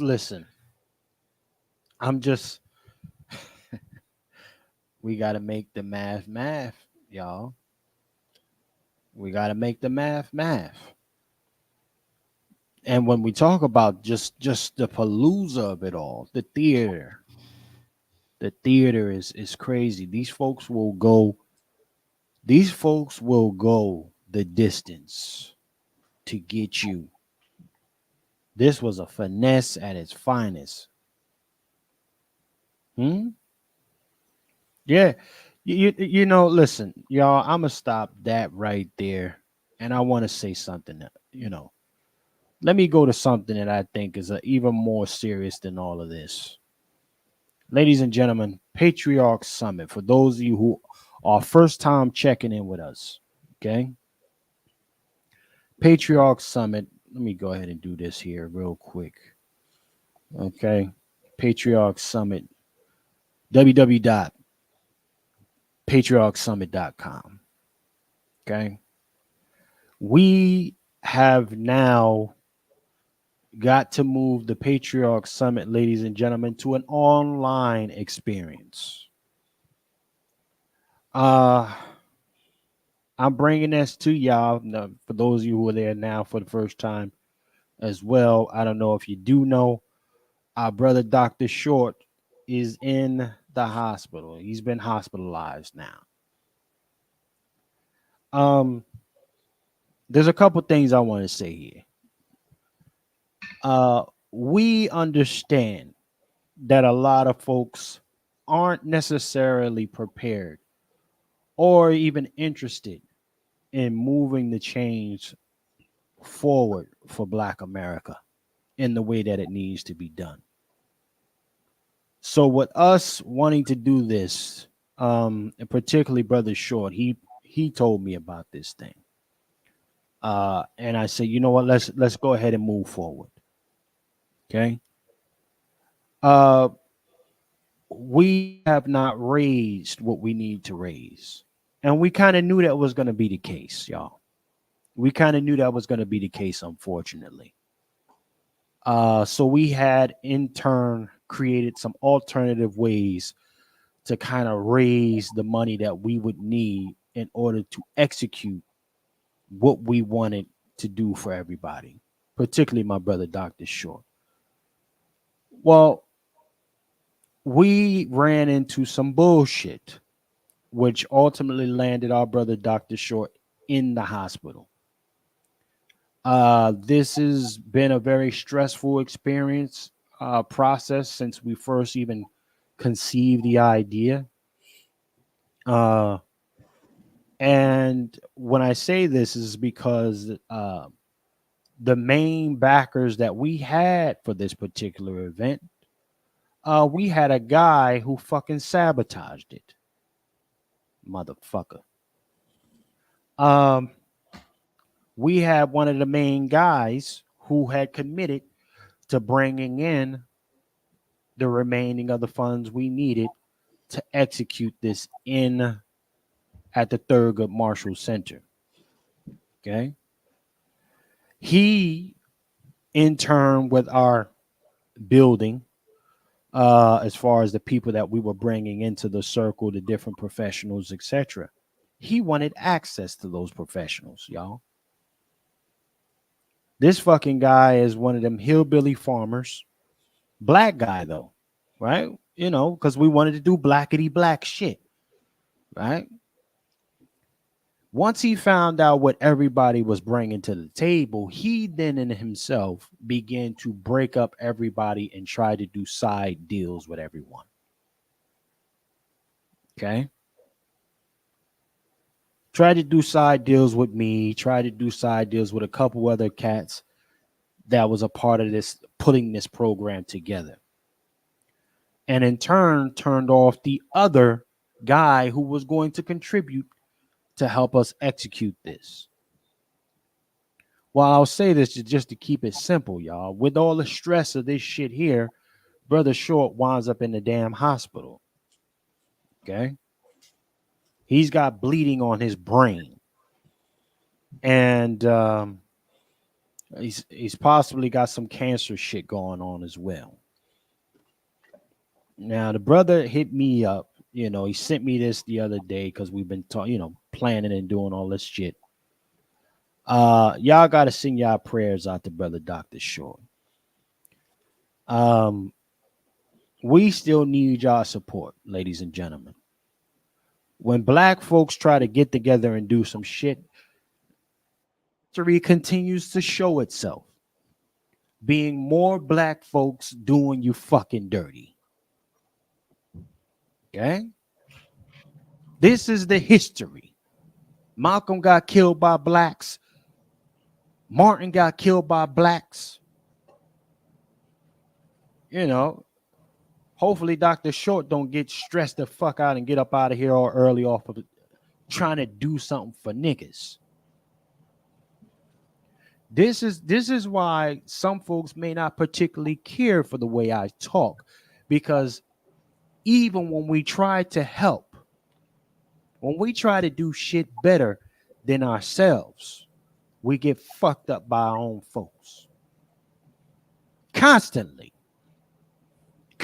derailing shit. Brother Short hits me up. He's in the hospital right now. The guy, he won't stay off the damn phone. They trying to keep him off the phone while he's up in there. But again, ladies and gentlemen, we need true support. For those of you who have purchased your tickets already, you will be refunded your ticket for the actual location. We are going to do it virtually. So all the speakers and everything, we still look forward to seeing all of y'all. We will execute virtually. Okay. www.patriarchsummit.com. We are still paying for things. We still need y'all support. The money that went down for the place to secure it will be forfeited, y'all. It will be forfeited now. Nothing against the Thurgood Marshall Center. This is business, right? So those who have contributed thus far to what we're doing, we appreciate it. That money can't be refunded now. Okay. Were we wrong for hoping that we can actually do something with some other black folk? Yeah. Sometimes this shit happens, right? We do, you know. Did y'all sign contracts and things? Only ones who sign contracts is myself and Brother Dr. Short to get shit moving. Did we sign contracts with those sponsors, those Black American sponsors? These are supposed to be businessmen, right? These are supposed to be the guys. You say you want to do something with another black fucker. This is what happens to you a lot of times. This is what happens. And some of y'all y'all know what I'm talking about. Some of y'all know. Let me see what the chat's saying. So now, again, we're looking at a situation, just so y'all know, Brother Short has bleeding on his brain. All right. He'll find out sometime this week if he had a cancer situation. Informing and educating people about the necessity of being healthy was part of our programming. even having Dr. Short go through his shit. Listen, we need to figure out a way to make sure niggas are good health-wise. Right? This was one of the first projects of Dr. Short's, his own project that he wanted to get off the ground, because he's very infamous for supporting everybody else's initiatives. Right? This is what he does. You know, he supports everybody's other shit. He shows up in other people's projects. So he wanted to really do something that was for him. You know, that really get the ball moving. So he partnered with Seth C. And we just said, you know what, we're gonna do something because I'm a glutton for wanting to help niggas. And niggas come through and do the same thing they always fucking do. Screw us. So I'm saying to everybody right here and now, okay? The Patriarch Summit, we're still going to do it. It's just going to be online. At least at this state, I'll probably even be able to have my brother, if he's still in the hospital by then, if he's still in there, we'll have him talk his shit from the hospital bed. It's what it is, y'all. It's what it is, right? And we're gonna have all of our other speakers and presenters do their thing virtually as well. You'll be able to buy the Eventbrite. It'll be an online event. Okay, www.patriarchsummit.com. Also, we can still use support because there are still expenses to execute this thing. The GoFundMe is there on the screen, y'all. The GoFundMe is there on the screen. We need y'all support. It's just what it is. We need y'all support to execute. All right? It's on the screen. Scan those QR codes, ladies and gentlemen. Ride with us. Support us. For those of you who have done so, we appreciate y'all. For real, for real. But this is where we are, and this is why I wanted to bring this to y'all attention. This is why we're doing Pat Talk this afternoon. You know, we got to keep in mind that a lot of times, you know, Black Panther Party got brought down by folks when you was trying to do something. A lot of the real initiatives taken by Black folks always get cut down by other Black folks. It's really what it is. This is the unfortunate nature and the truth.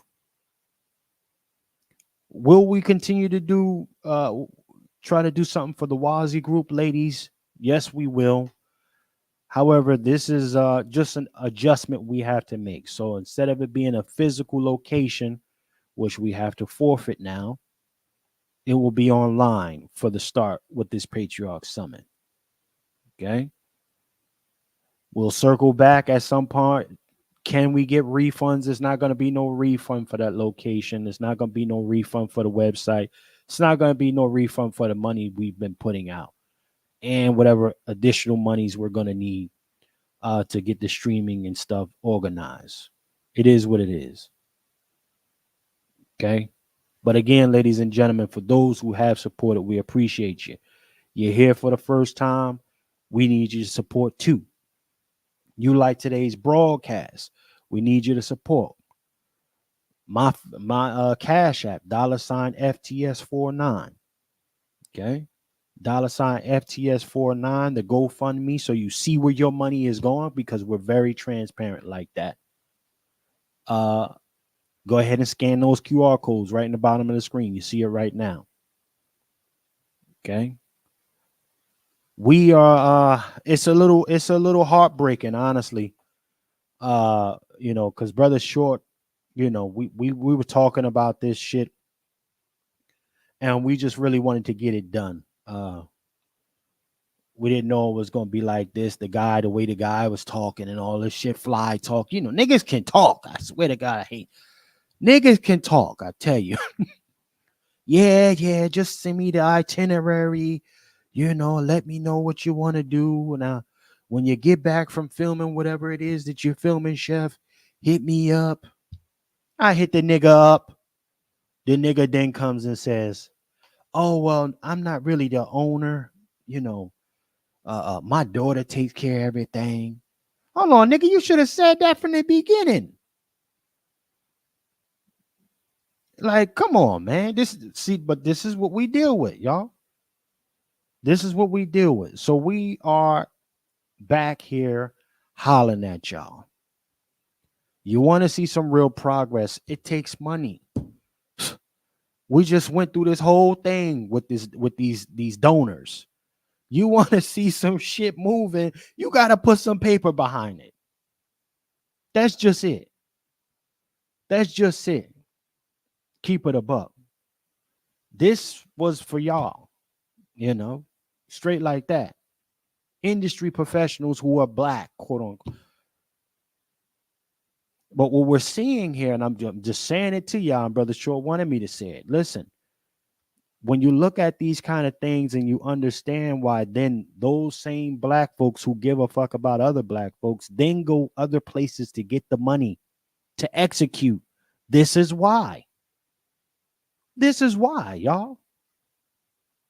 Niggas take and make initiatives and do all type of shit. How many you think that, like, if you really ask yourself a question, myself, Dr. Short, Brother Q, Brother Juan, you know, my brother Negro, Coke, bunch of other fellas who would come through, you know, just a lot of other gentlemen that I didn't name if I miss y'all, but, you know, other folks that wanted to start some stuff and it never really got off the ground, but other things. Do you ever ask yourself how and why? So anyhow, ladies and gentlemen, so now that puts us in a different place. We had a whole commercial made up and everything at the Thurgood Marshall Center, y'all, that we was going to release this week. That has to be modified and edited and things like that because it's just what it is. So money makes the world go round. We are asking our audience who actually rock with us to get behind us monetarily. Okay. I have not received any cash apps, so I'm just guessing this is another take environment as usual. And this ain't particularly toward the ones who always put on for us. You know, if you know somebody who got some paper, tell them to holler. Straight like that. Tell them to holler. Because we need to put this thing on. For me personally, doing it virtually isn't good enough. That's just me. However, respectfully, my brother Dr. Short believes you got to start somewhere. So this is, you know, it is pretty discouraging to see nigga shit happen to good people once again. Now my nigga, now Brother Short is in the hospital stressed the fuck out. He been hitting me about this money and all this shit, him being down for the last 2 months, y'all, us promoting this thing. He promoted it. He started promoting it before I did because I'm working behind the scenes. Now the nigga's in the hospital. The nigga is in the hospital, laid out, looking crazy. Y'all can go to his broadcast. He did a broadcast yesterday. No, he's not supposed to be talking shit. Got MRI sending me this shit. This nigga in there doing broadcasts. Like, get off the phone. Right? That's our brother Short. Get off the phone, though. But he's still trying to fight. He need to be resting. We need to be working. Family support the Patriarch Summit, y'all. Support the Patriarch Summit. I'm releasing this information. Some of the brothers on the panel may not be aware of this, but that's why I wanted to have this announcement today. We will be keeping our eyes on Brother Dr. Short. Make sure that the man is having the recovery that he needs to have so we can keep doing this work. But this is where we are. So I'm gonna go to Brother Q real quick. And yeah, I'm sure this may be the first time you're hearing of this, Brother Q. But yeah, this is where we are. We were sabotaged. The doggone farmer The doggone farmer works with Bill Gates. And this nigga came through and said, yo, yeah, I don't think it makes sense for me to do this kind of thing out public because it's going to interfere with my earning ability. What you mean, nigga? Like, then why even commit? Why even talk to me, nigga? Get off my. That's why I hate when certain niggas get my phone number. You know, one of the things, Chef C, and I'm glad that you informed our audiences about Dr. Short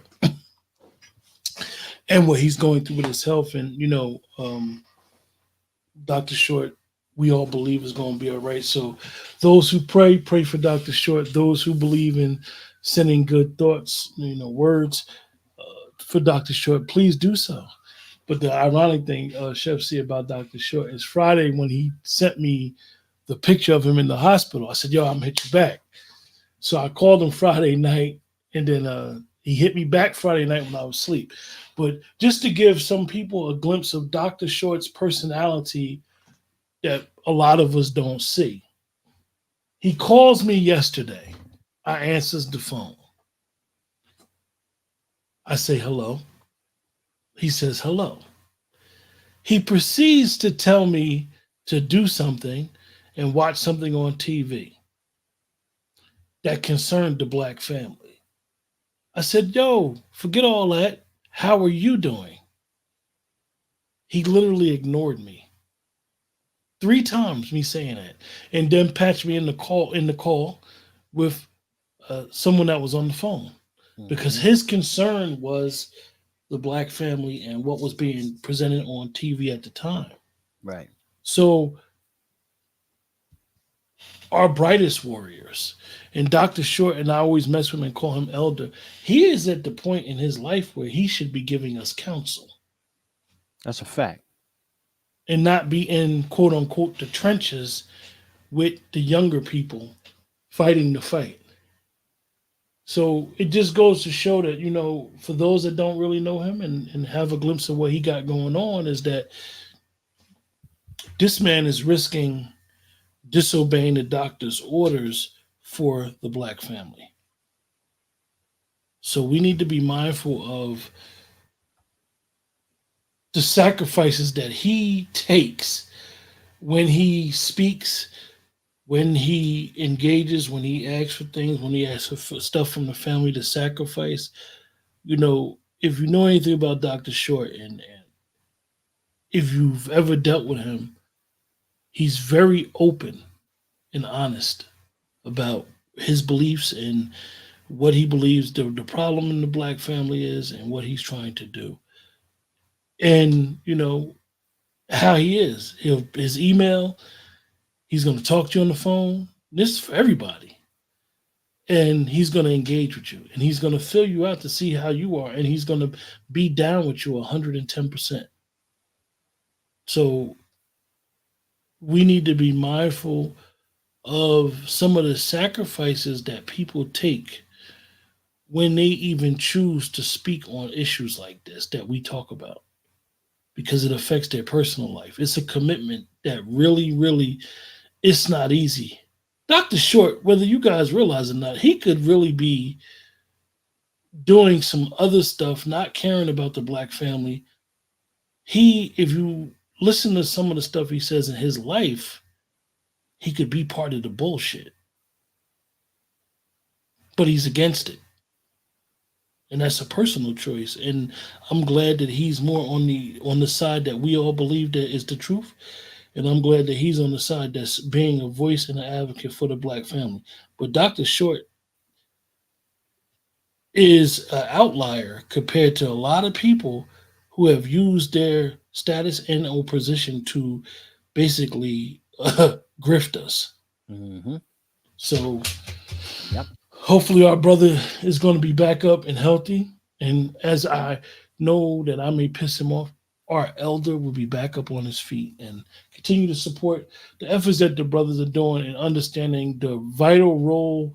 Even this conversation, Pat Talk 32, what Chef C and Dr. Short have started is to understand the role and the significance of bringing the patriarchy back into the Black family.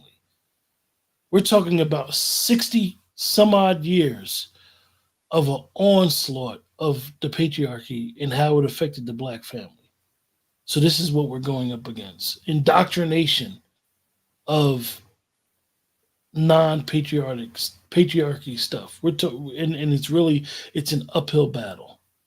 So with that, it is what it is. Shout out to Hannibal, man. I'm gonna check the receipt, and shout out to Brother Q. And that's a fact. Real quick, I'm gonna check the receipts.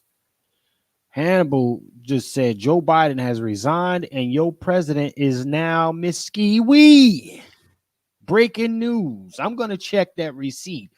Can everybody confirm that Ski Wee is now your president, ladies and gentlemen? Let's see. Hannibal might be trolling, but let's see. Ski Wee is the president. But to reiterate what Brother Q was saying, Brother Dr. Short has been in the trenches for quite some time. You know, and a supportive role for a lot of folks' projects. You know, this was one of the first ones that he wanted to do outside for himself. So this is, you know, lip service ain't real service. And honestly, yeah, we're going to adjust. We're making it a virtual experience now, but just do something else or just figure it out ain't always the answer. That annoys me. Chef C, unfortunately, the latest I got is Joe Manchin said that President Biden needs to resign. I understand that we like comedy and like for things to be that way, but as of right now, Biden is still the president. See, checkmate. All right. You know, so listen, again, this comes to the Patriarch Summit. Okay. And salute to y'all. Let me know what it is. Salute, Brother Q. Yeah. You know, there's a time to troll and there's not a time to troll. This ain't it. So nonetheless, Brother Dr. Short is asking for support. I am asking for support. Some of y'all may say, fuck that nigga Chef C anyway. It's cool with me. Fuck you. But so, if you fuck with Dr. Short, support the Patriarch Summit, ladies and gentlemen. Also, you can get your tickets for the online summit, www.patriarchsummit.com. Ladies and gentlemen, you can get your tickets for that. It's extremely affordable, honestly. We don't drop the price all the way down. So definitely get that. We're going to have some phenomenal presenters still there making it do what it do. So definitely cop yours, but also support the GoFundMe efforts for the summit. It's right on the screen. Okay. Again, for those of you who don't know, Brother Dr. Short, very selfless guy, you know, and honestly, one of his things is really just wanting to do something for a lot of ungrateful niggas. That's just me. You know, we have gotten to a place where black folks only believe it is okay to take and be entertained than actually get some shit done. That is what infuriates me. But nonetheless, brother Juan J. Johnson, sir, I know this is your first time here. What are your thoughts, sir? I think we need to stand with Dr. Short. I did see the broadcast from in the hospital. I'm like, what are you doing, Doc? Yo, Chef C, a couple people just said that it is true that he did drop out. Pardon me, Brother Juan. No, you're good. You're good. You know, Dr. Short, along with many great ones, had the same ailment that most of your great leaders have. When you're about the Father's business, you know, you really don't take care of yourself. Malcolm was about the Father's business for human rights. King was about the Father's business for civil rights. Amos Wilson was about the Father's business. You know, Khalid Muhammad, so many good brothers, was about the Father's business and sacrificed a lot for the people who did not reciprocate. And I think me and Chef have had this conversation. That's why I've scaled back a lot, because I know Black folks. They will step over your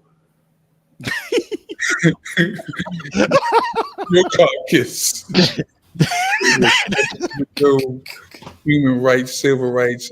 Oh man. Carcass. Okay? And move on like you never existed. You know, I look at how they treated Dr. Ben, Dr. Clark in their twilight days, Dr. Jesse McDade, Dr. Wilson. Black folks will step over the carcasses. We don't want to admit it, but we are the authority on stepping over carcasses. No, come on. That's a fact, though. And It's not funny, but it's true. That's crazy, man. It's true. It's true. That Black folks will push you out in the road. They'll push you out there. Yeah, I just would love that energy was kept for other folks. Lord, the more you care, the more feet you get stomped on your face. Yeah. And then when you start to, when you make up your mind, I'm gonna look out for my damn self from now on. It's like you done broke a cardinal rule among Black folk. What do you mean you gonna look out for yourself? What about us? Come on.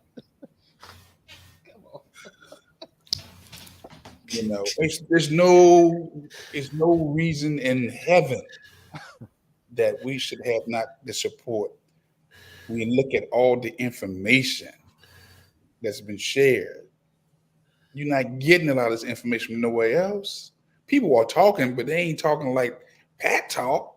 No. Let's talk too. On their necks, the wolf. The wolf. Ain't talking us. No. I mean, we're having our channel sabotaged. I can't even pay to get back on the platform. You see this shit here? I'm gonna go on record. I'm not an agent. I'm just not an agent. But I know some folks out there, they agents. Dr. Short is not an agent. Dr. Short don't care, but he's still not an agent. He don't care. He's still not an agent. But I pray for him and his strength, because again, I'm fully aware that the people who will hear it. And what we're doing, what we're sharing, will go down in posterity. Well, hold on, Brother Juan and Brother Q. Let me take a brief commercial break, y'all, and the people that's tapped into the chat. Let me know if Brother Dr. Short is lying. Is this a lie? We'll be right back.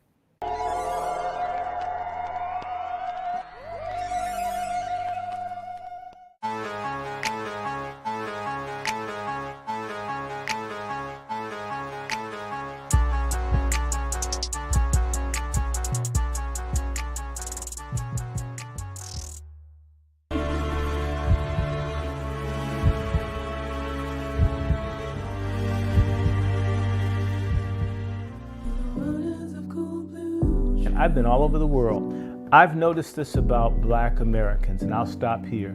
We have more people trying to turn us around than I've seen for any other group anywhere in the world relative to what our situation is.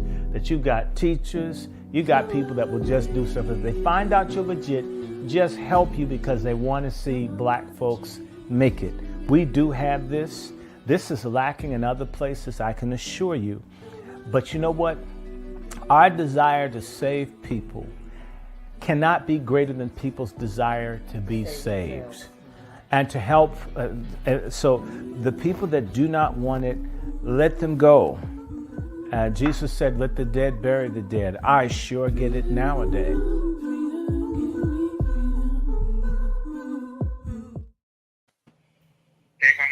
documents gathered were witnessed.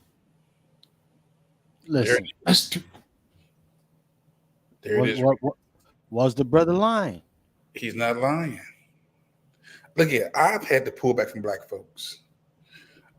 Again, I teach the gun. You can't get these niggas to get gun training. Let me keep it 100. They resist even when I tell you that their self-preservation switch has to be deactivated. Their self-preservation switch has been deactivated. They're on a crash course for destruction. Right. And I've learned how to, in the words of Ludacris, move, get out the way.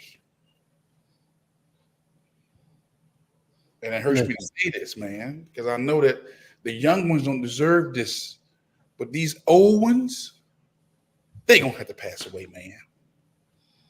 They gonna have to pass away. I'm not even sorry for saying they gotta pass away. I love them so much. I wish them off the earth. Go back to the source. Okay, come back reincarnated in something else. But your time is up there. Brother Q, was Brother Dr. Short lying in that clip there, sir? No, he was right. You know, and it's funny, every time you do your entries, FC, that clip always plays. And when you look at us historically, and what has happened is the civil rights movement era, a lot of that information wasn't passed down. People took jobs, and I'll say it because he's not here. A lot of these boomers need to die. They've been in the way. They haven't advised, they haven't counseled, they haven't told the younger people how to go about moving around. They just took jobs and their biscuits and they ate the whole meal. And we're left to try to pick up their pieces. I'm not saying none of them didn't do any good, but they didn't pass the baton properly. Well, you know, and there's a listen. Brother Dr. Short has had some ailments off and on, y'all. It's just gotten a little heightened with the added unnecessary stress, honestly. Unnecessary because this shit ain't gotta be done. It don't, right? It honestly it don't have to be done. Right. And I was, you know, for me being on the business end, I'm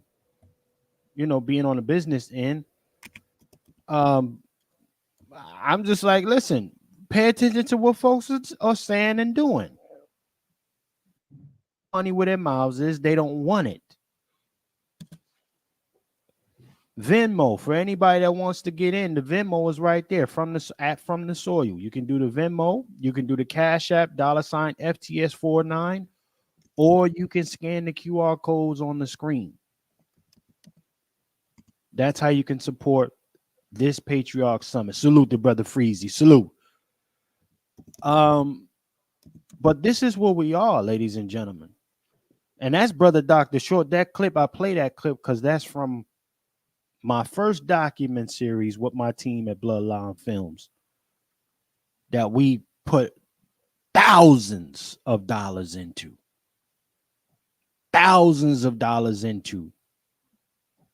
Didn't charge nobody a soul. We went around the country grabbing folks and filming them. Dr. Short was one of the very first people. That episode, him and my brother Lone Wolf Firearms. Salute to Brother Juan J. Johnson. Very first people who said they were open to be in this project. We got no support. No financial support for this thing. Trying to pull out season 2. We were able to raise maybe $4,000 and some change. That barely takes care of one episode. Let alone you talk about doing a show that's on the road. But I bring that up because, again, we're learning that, again, you can't give folks anything. So when folks want to give it to you for free, it becomes a bullying environment. This environment becomes takers. If black folks took as much as they do from other black folks, reciprocate that same kind of energy for white folks, we'd be in a different place right now. If you took as much from these other communities, we would have our communities. We will be Black Wall Streets all over the place. And you force folks who give a shit to join that crab in the barrel fucking bullshit. Lip service ain't real service. It ain't. It ain't.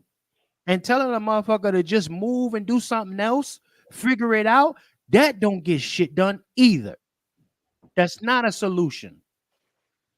Money makes the world go around. Ask all those donors behind the Democratic Party or the ones that are actually leaving it. Money talk and bullshit walk. And a lot of times, we learn through this entire process all the time. And I'm saying through anybody that has been infamous with trying to do something for black folk, they learn niggas ain't shit. There's very rare occasions where you get to, definitely not joining the crab in the barrel. I've been out the barrel. Definitely not joining it, Brother Nico. I ain't got no time for it. Brother Dr. Short said if they don't want to save themselves, leave them. Shout out to Brother Wolf. Walk over their fucking carcasses. Stop complaining about shit that you don't got when you don't put nothing forward to make the change. You see folks, active folks, doing some different shit in front of you, and you won't get behind them. Some of you more concerned about protecting your job. Okay, you don't want to put yourself out there. Hire the folks that will, quote unquote, hire them. Myself, Brother Dr. Short, Juan J, Let's Talk Q, my nigga Negro. These are folks who will do that shit for you. You don't want to, you still scared of daddy and mommy? Sit your ass at home and let us go do it then. Because we willing. We've been willing. Dr. Short been in this damn thing for, been out in this shit longer than I've been alive.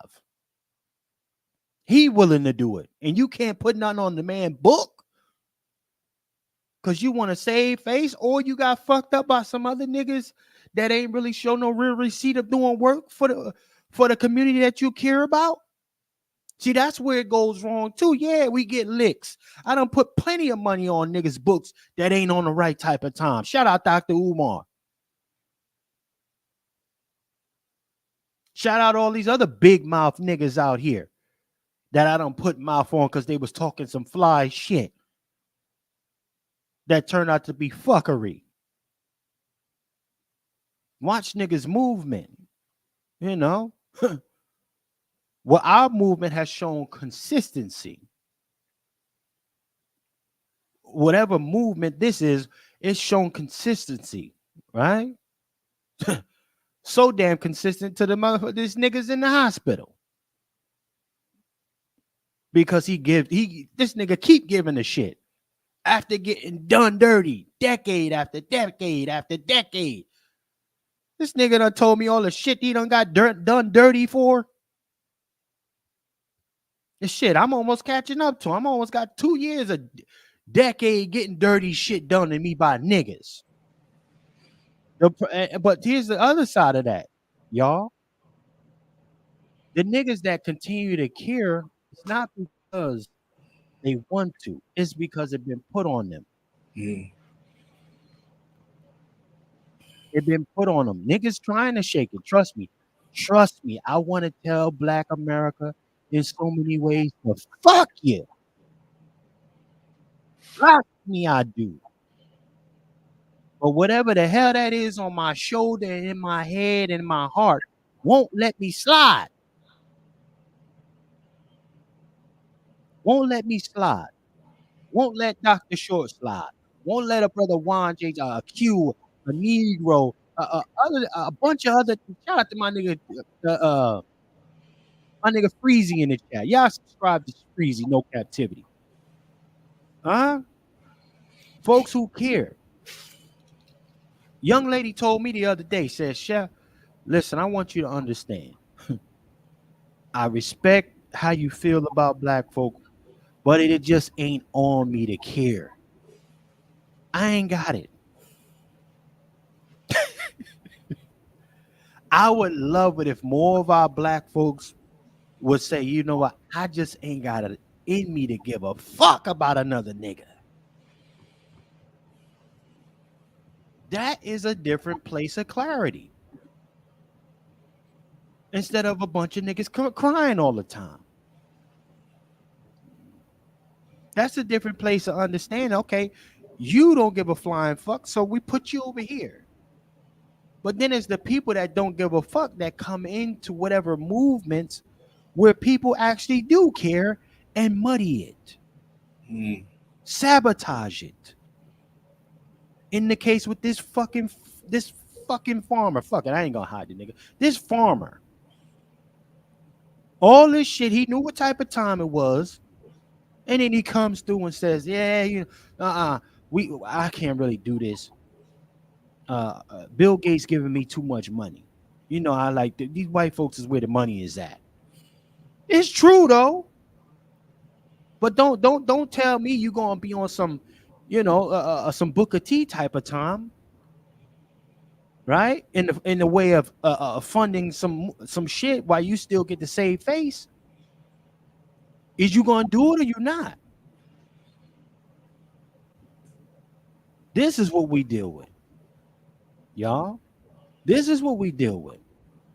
If you the nigga that want to save face with White Zaddy, put it on the books of niggas that's gonna be on the grass outside. Put it on their book. Then the guy goes and sabotage the other sponsor we had and told him to pull out too. So now I'm looking at both of them niggas. Was you on the right type of time from the beginning or no?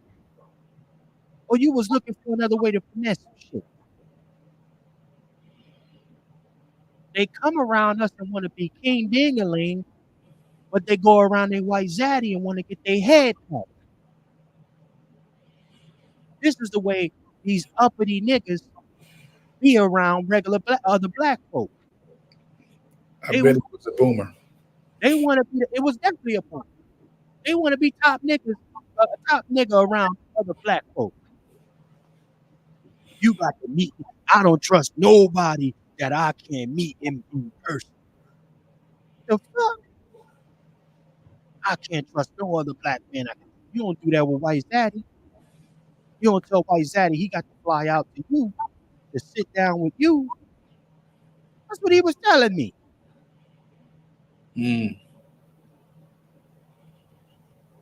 See, this is, but again, ladies and gentlemen, this is, I need to make this announcement because it is what it is. Hold on. Oh, shit. Okay, so listen. Salute the brother Freezy. God damn it. Salute the brother Freezy for hitting the Cash App. This is what I'm talking about. Lip service ain't real service. Salute the brother Freezy.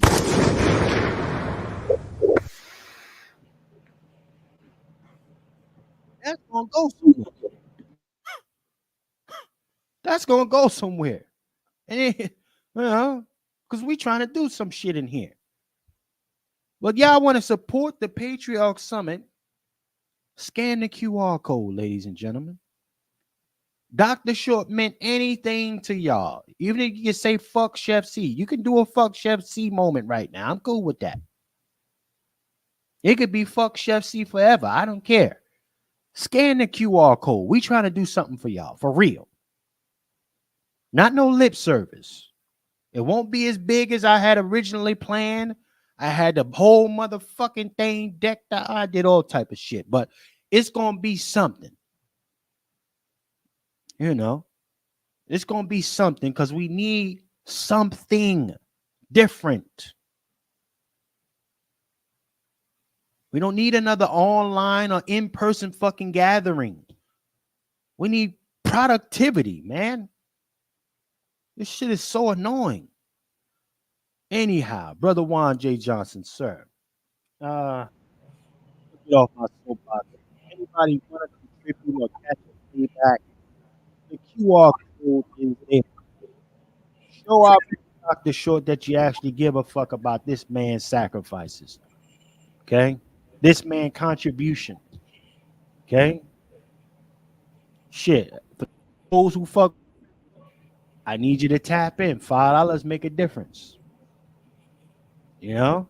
$5 make a major difference for those who have gotten us to this point financially. Salute to you. Even before we even decide to do this, you was putting on.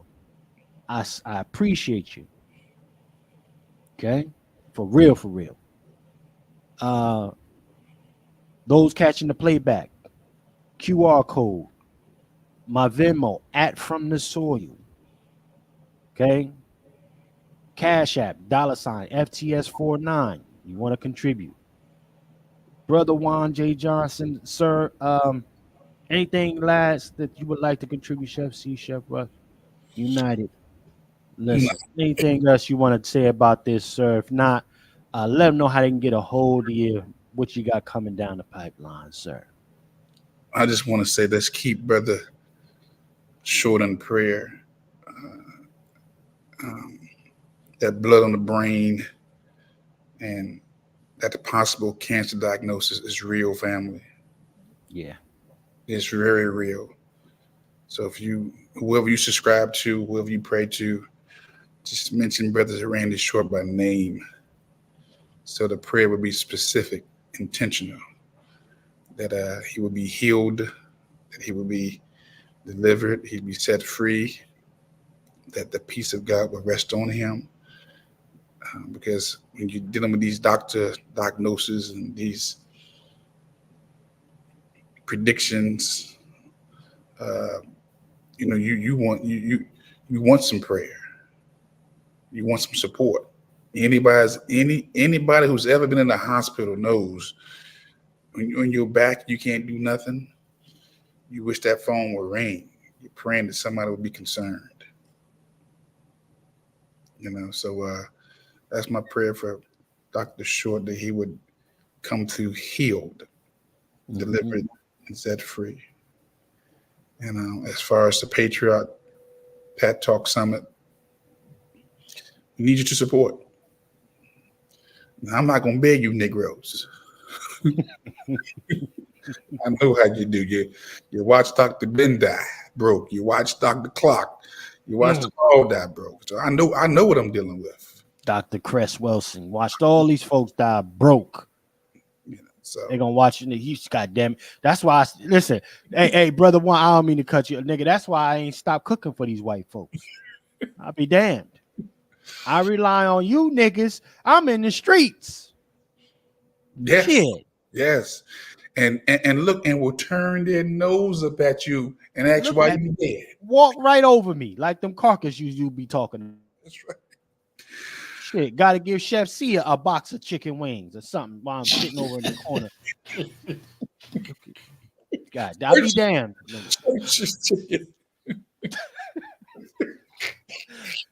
Nothing against the family that's homeless, man, because I was homeless too, but I'll be damned. I leave it up to a nigga. I was homeless. I've been there. I have been there. So the Pat Talk, please support. And if you go to look at again, my social media Facebook page has been hacked. I don't have access to it. And they basically was sending out, could you send me $300 so I got a car for sale? I don't have no car for sale, and I have no $300. Got him. So had Brother Juan as a used car salesman. Used car now. So I'm like, my phone been blown up. Is this you? You need 300? No, but if you got to we want to give me 3, I'll take it. But I don't solicit like that. So if you're on Facebook, any of my platforms have been hacked. All of them. Making Dreams Come True, Real Talk, Longwood Farms. I'm not even there no more. I'm only on now on YouTube. and social X and Instagram. Damn. Got him out the way. Yeah, got me out the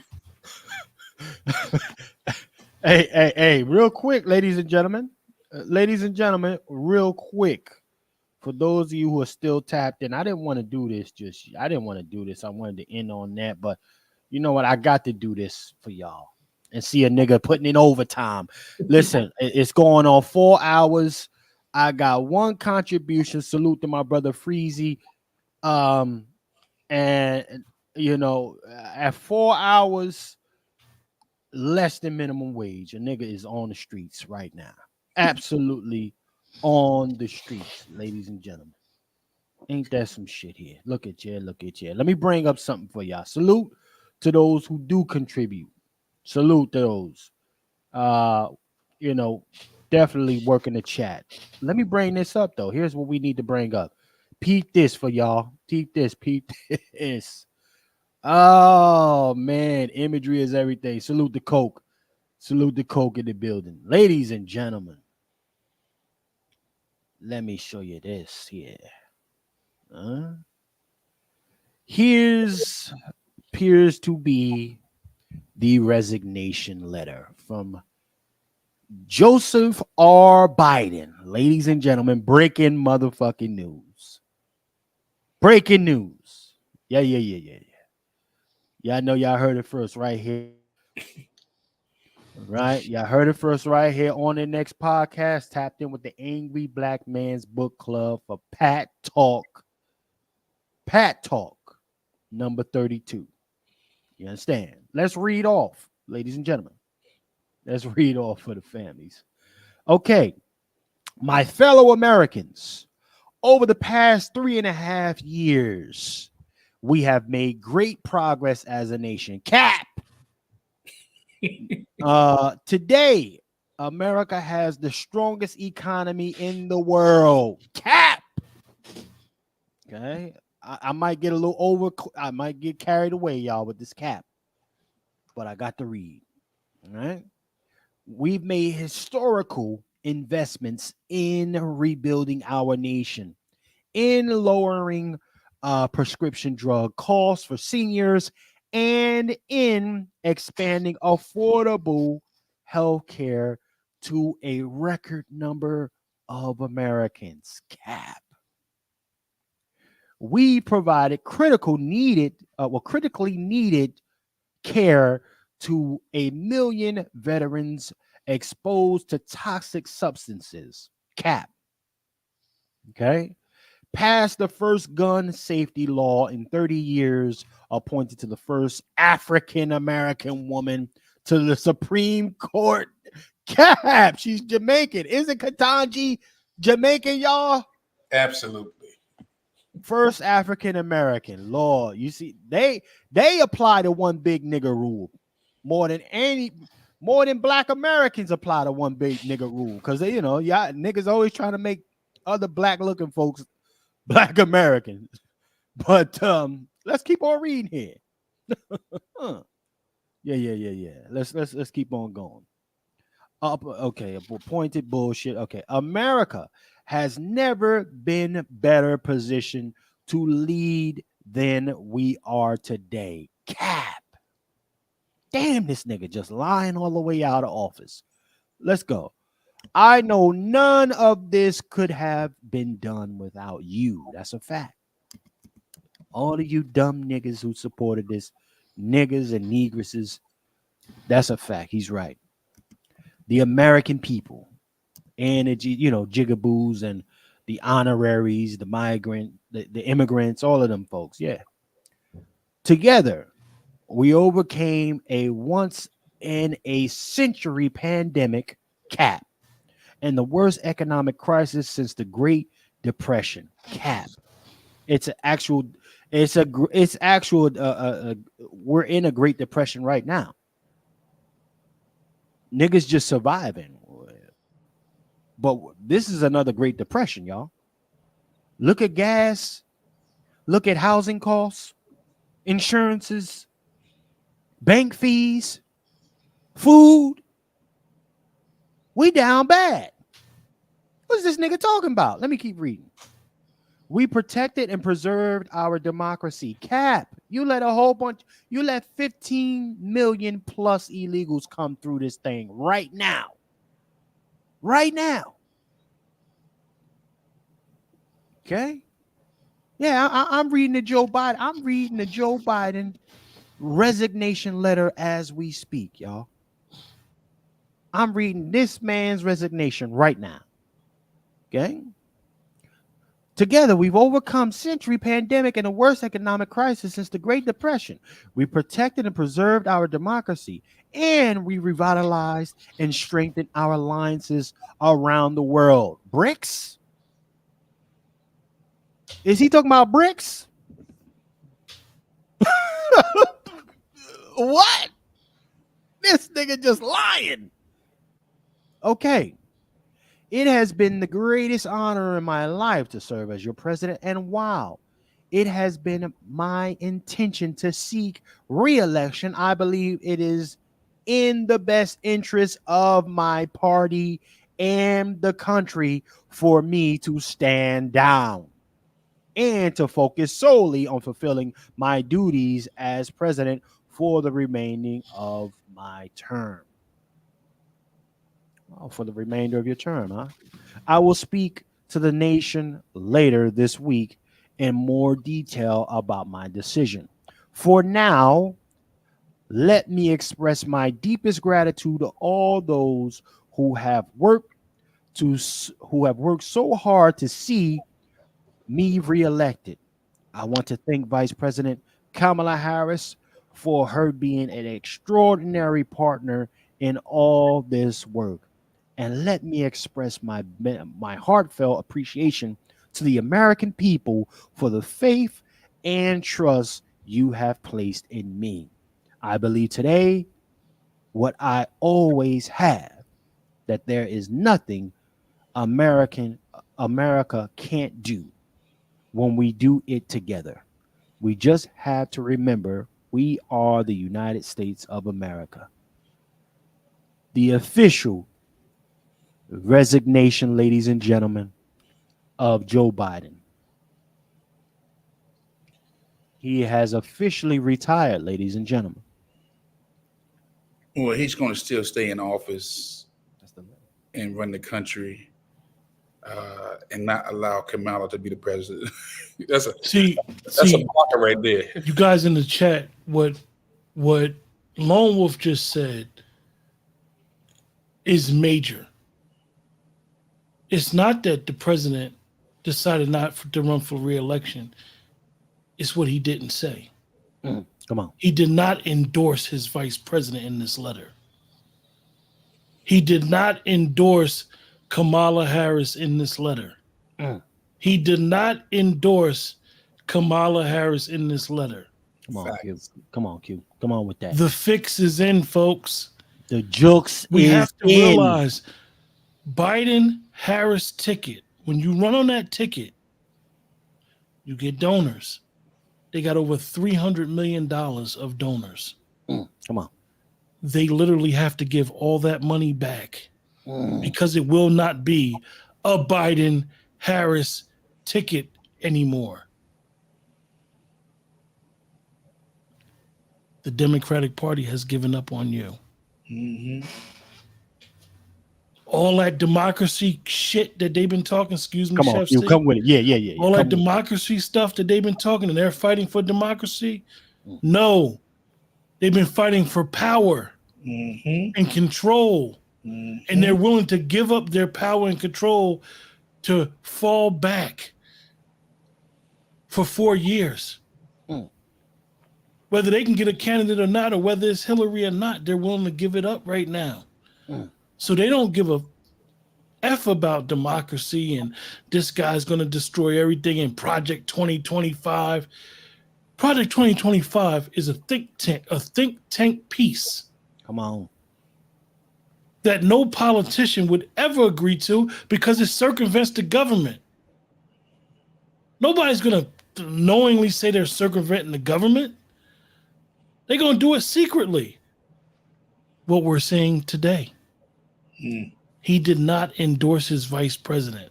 I love it. Kennedy dragged his feet on signing the Civil Rights Bill. Kennedy got killed, you guys. What's the first thing that Lyndon B. Johnson did? Cook. He signed that shit. Cook. He was against it the whole Let time. him cook. But he signed it immediately. You know why? To get the black votes for over 60 years. That's when the blacks decided to fully come over to the Democratic Party. We need to wake up, y'all. We need to wake up and see what's going on. And I'm not an advocate for any party. I'm a registered independent. My party is black. Come on, talk that. But let's get one thing straight. Any of y'all who said y'all Democrats, I'm not going to blast you. I'm not going to say anything about you. Because that's what you choose to vote, and you think that their vote and they speak for what your values are. But this clearly is a circumvention of the rules, because they did not. Kamala Harris is supposed to be running for president right now. That's the point of the vice president. Right. Hold on, listen. Salute to y'all, man. If you're not subscribed, make sure you subscribe. Somebody y'all. said he endorsed her on Twitter. I'm gonna check that. And let's see if we got the receipts, y'all. I don't want to. Yeah. Listen, y'all do realize what we was talking about and the irony that it follows with this resignation while we're in this broadcast, y'all. Do y'all see what's popping right now? Huh? Come on, man. It ain't no coinky dink. You figure dig me? It can't be no coincidence. We talking this shit, breaking this shit down, and the nigga throws in the towel. Off the top rope his ass. Get him out of there. Look, you're seeing a classic case of the Democrats destroying democracy in pursuit of power. Come on. That, man. Come on. Hold on. I gotta see if this. Listen, we gonna hang out for a sec. Y'all got me in this motherfucker longer than we gotta see if he really endorsed this pass around. Cause all we need is the AKAs to come out right now with the bullshit. Hold on. Here we go. Election interference at its finest. Man. Your democracy is cooked. It's done. Do you hear me? It's cooked. It's dead. Let me see. Joe Biden endorses Kamala Harris. Let's see. We're gonna find out if it's on cap. Because Twitter will be going crazy right now. Hold on, let me see. U.S. President Joe Biden endorses Vice President Kamala Harris as his what?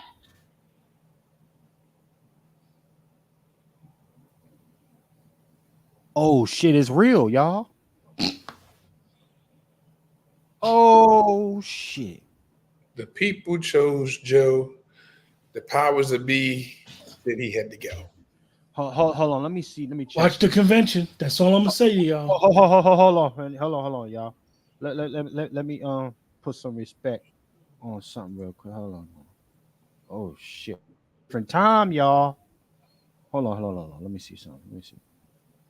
Oh shit. Okay. You got. Oh. Shout out to Hannibal for the cash app. In the building, Hannibal with the cash app. Let me shout. Oh no! Let me go with it. Let me drop a plate. Salute to everybody riding with us. Salute, Hannibal. Salute. Appreciate you. Yeah, y'all. We're going to bring this up real quick. Oh, shit. It's official tissue, y'all. It is official tissue. No bullshit. No cap. No. My man, boy, Freezy, you in the building, Freezy. No captivity, Freezy. Where's my man Freezy at? Hold on. Let me bring it up for y'all. Breaking motherfucking news. Y'all in Pat Talk. This is a baby, Dr. Shorts and myself here. Pause. All right, breaking all type of news. Pause. Okay, let me bring this up here. Y'all got the letter, and y'all about to see the endorsement.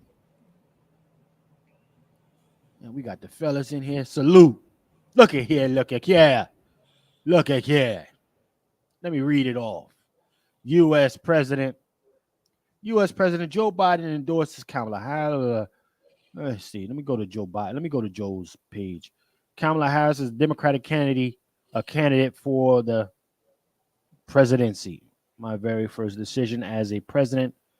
This nigga trying to get clout. Niggas, let me go to Joe Biden's. Let me go to Joe's page. I thought I had blocked Joe Biden because the nigga Joe Biden page used to get on my. I blocked that. I blocked your president. I ain't even gonna hold you. Let me see. Joe Biden is blocked. Oh yeah, I blocked this nigga. Fuck him. Let me unblock him. Hold on, y'all. I blocked your president. I can't even hold nobody. I'm just honest. Yeah, get that motherfucker up out of here. Let me see if I can pull it up. Let me see. View post. There you go. Okay. Ladies and gentlemen, here we are. Yeah. How many of y'all got the heart to block your president? I ain't see niggas out here doing that. Block that nigga. Get out of here. Listen, my thing is, any way I could get a lick on these folks, I'm going to get it, even if it's on the pressing the button online. God damn it. But I digress. Let me say this. My fellow Democrats, I have decided not to accept the nomination and to focus on my injuries, on my duty as president. Well, my energies on duties as president for the remainder of the term. My very first decision as a party nominee in 2022 was to pick up Kamala Harris, et cetera, et cetera. That's fly talk. Hold on. Kamala to be okay. Today, I want to offer my full support. As we see in this family, I want to offer my full support and endorsement for Kamala to be the nominee of our party this year. Democrats, it's time to come together and beat Trump. Let's do this. Ladies and gentlemen, breaking news. Damn, Hannibal was on. Nah, Hannibal, you up. Hannibal was up. Hannibal was on it. But what's telling is he's too weak to run, but he's strong enough to stay in power. Right. I mean, so he's still, listen, don't get this twisted, y'all. There's more theater. He ain't out. No, he's still the president. He's still there. He's still this is clever talk, y'all. Don't get it twisted with the jargon. This is talk. This is fly talk. This is smoke and mirrors, family. He's still there. Mm-hmm. Okay. Yeah. Nice job, Joe, and your handlers. We see you niggas. This was some trickery talk, y'all, like they always do. When you start hearing them run off those statistics, y'all, when they say 9 out of 10 mothers, blah, blah, blah, blah, blah, 8 out of 10 families, blah, blah, blah, blah. That's more of that clever statistic skew talking stuff that they do. You heard? Don't get too hype of this because that means by the time it's completely done, by the end of January, right, Brother Q and Brother Juan? Yeah. He still gets to raise all type of hell. Right? He still gets to raise all type of hell for black folk with that bullshit ass endorsement, even though listen, he know, just like his endorsers know, Kamala going down in smoke. They just didn't want him to be the let him keep running plays. Right? Let him keep running plays. We'll put him into the shadows to do the dirty work. Roll Kamala out as the hey. Look at this person. Don't look at what's going on over here. Did you hear me? Look at this, but don't look at what Sleepy Joe is still doing behind the scenes. That's a fact. Shout out to my sister Star. She is the ultimate crash dummy. She is. Ladies and gentlemen, the democracy is cooked. Some life support, that's for sure. And shout out, brother Dr. Short. Not on life support. Still fighting. Ski Wee is down bad. Shout out to brother Nico. Look, brother Q, what's for you, man? Let's talk. We're supposed to be done, but now we're gonna have to talk a little bit more. Let's talk about this. All I'm gonna say is the next couple of days will be interesting. But in Chicago, okay, they will be having a Democratic National Convention. If you're into politics and you care about what's going on with them, it's going to be fireworks, because at the end of the day, they don't have to. The delegates don't have to go with Joe Biden. 14 million people wanted Joe Biden to be president. They did not want Kamala Harris to be the president. She was part of the ticket. Now, I'm not saying whether she'd be a good president. I'm not into her or her politics. However, this literally is changing the face in the bottom of the ninth inning.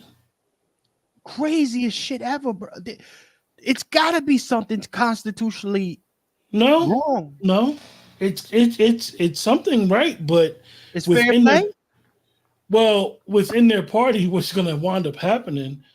Who she tries to select and who they elect to be her vice president. If she gets the delegates, she may go up against somebody like Hillary, who don't like her. Number one, who may be like, I want to be the president. I want to be the nominee, and them delegates get to voting, and Hillary beat her.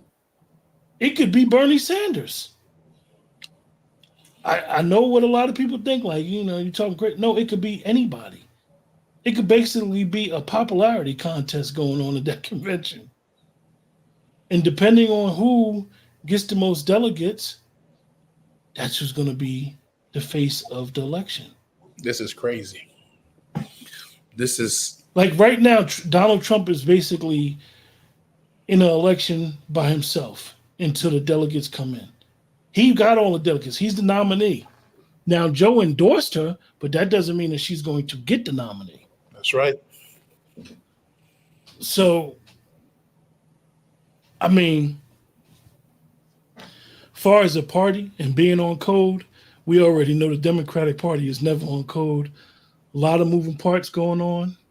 The Sheila Lee dying, all the Whip Clyburns, all the Butter Biscuits crew who have prompted Kamala up to be the vice president.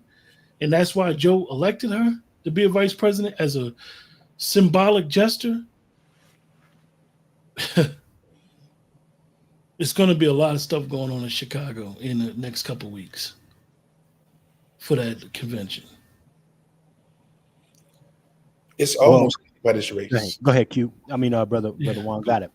It's actually anybody's race. Yeah. I mean, to be perfectly honest with you, the Democratic Party right now can say, you know what? We believe RFK could be a better candidate in our party. That's how crazy it is. Even though he's an independent, he's running on an independent ticket. It's anybody's race to race against Donald Trump.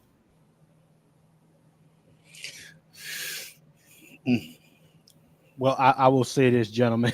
Less than 100 days away from the election. Let's get that straight. We ain't talking about next year. It's the wildest shit ever, Q.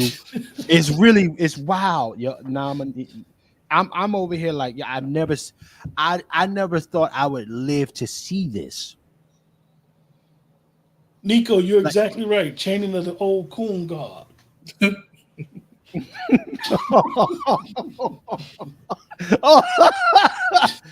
Right. Because Nico, trust me, the CBC been so quiet. Oh, they're gonna be loud this week. Oh, they're gonna be loud. Listen, and go on Instagram and all the sites. Watch how they be shucking and jiving. Watch Roly Poly. Watch all these guys, these talking heads. If you want to look at the theater, But I prefer that you follow New Black Media to get your answers, to get what it is.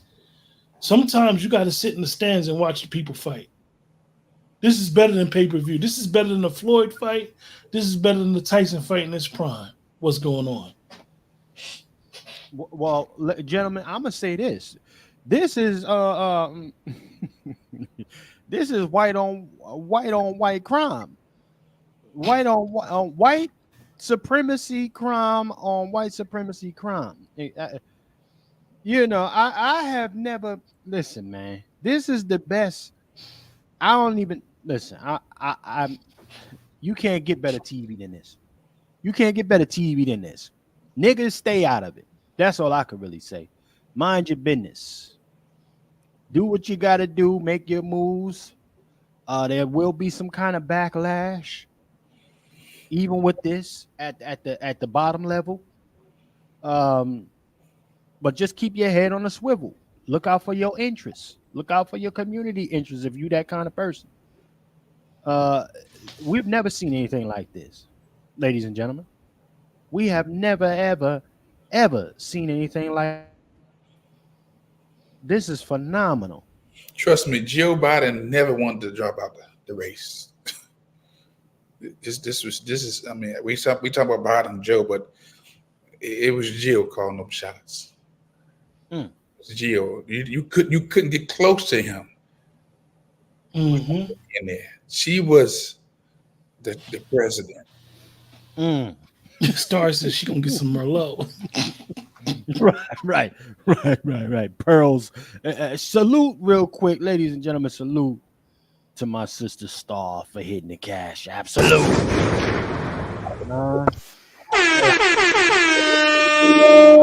Star drop of it. Salute to my sister Star for contributing like she always does to the program. I appreciate you, sis. Gentlemen, we got a program here. I think it is time to shut it down. This is probably one of the more productive marathon broadcasts we've had. It was just so much shit dropping in the broadcast. You can't dip off. So this is phenomenal. This is breaking news. This is history. Let them know y'all heard it here first. You know, keep your prayers in for my brother Dr. Short. Keep supporting the Patriarch Summit again, ladies and gentlemen. Keep supporting the Patriarch Summit. Chef, you're breaking up. But look, let me say something. This thing is far from being over. Oh, absolutely.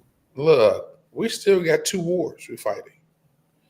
And him holding on to power, man, he can always, if we declare war, guess what?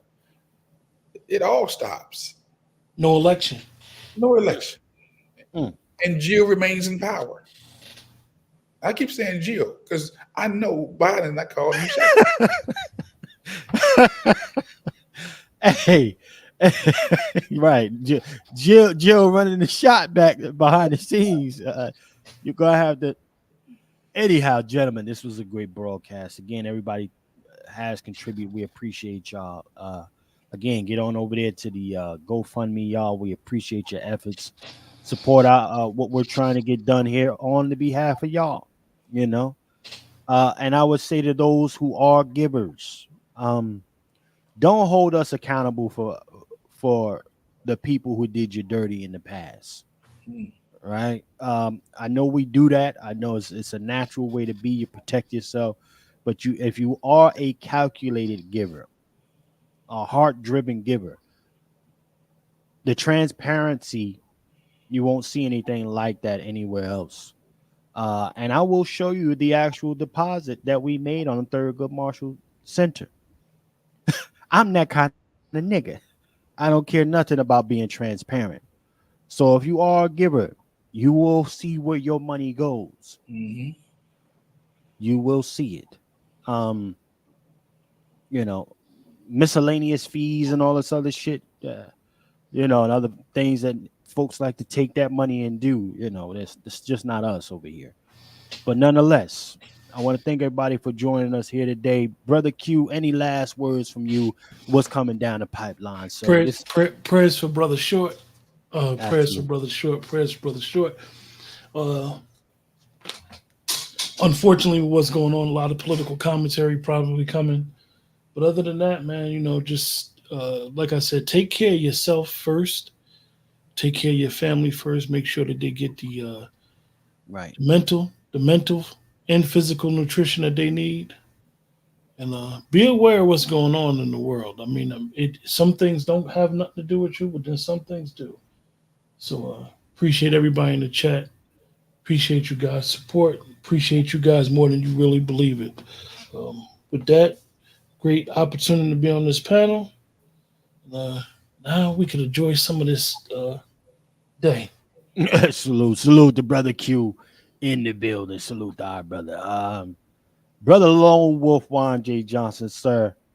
Anything you got coming down the pipeline, how to get a hold of you, and your last thoughts, sir.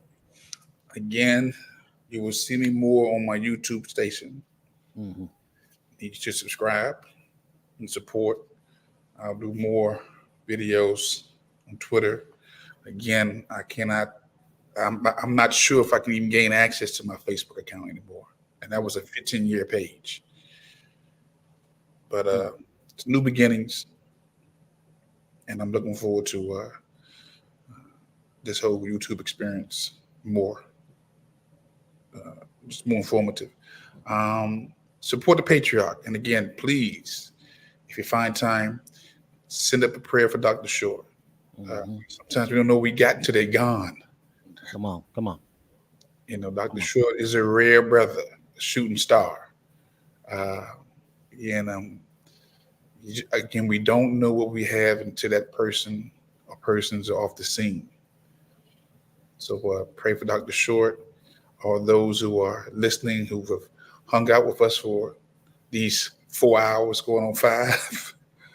We salute you. Thank you. You could be anywhere else, but you're here. And we're going to keep on bringing you content that you can extract from. And don't forget to get these guns. Don't forget your guns. I need you to become responsible gun owners, gun users, especially in this unpredictable time that we're in. America is imploding right before your very eyes. It is not stable. The Democrat Party is not stable, just like the Democrat voters are not stable mentally. I'm going on record. I said it 10 toes down. They're not stable. The Republicans ain't stable either, but you're seeing it played out with the Democrats. Okay, so again, support the chef, support Let's Talk To on the next Angry Black Man, the Negro, brother Vape, and I'm Twiz. Yes, most definitely. Salute Twiz. But ladies and gentlemen, Brother Juan J. Johnson, Lone Wolf.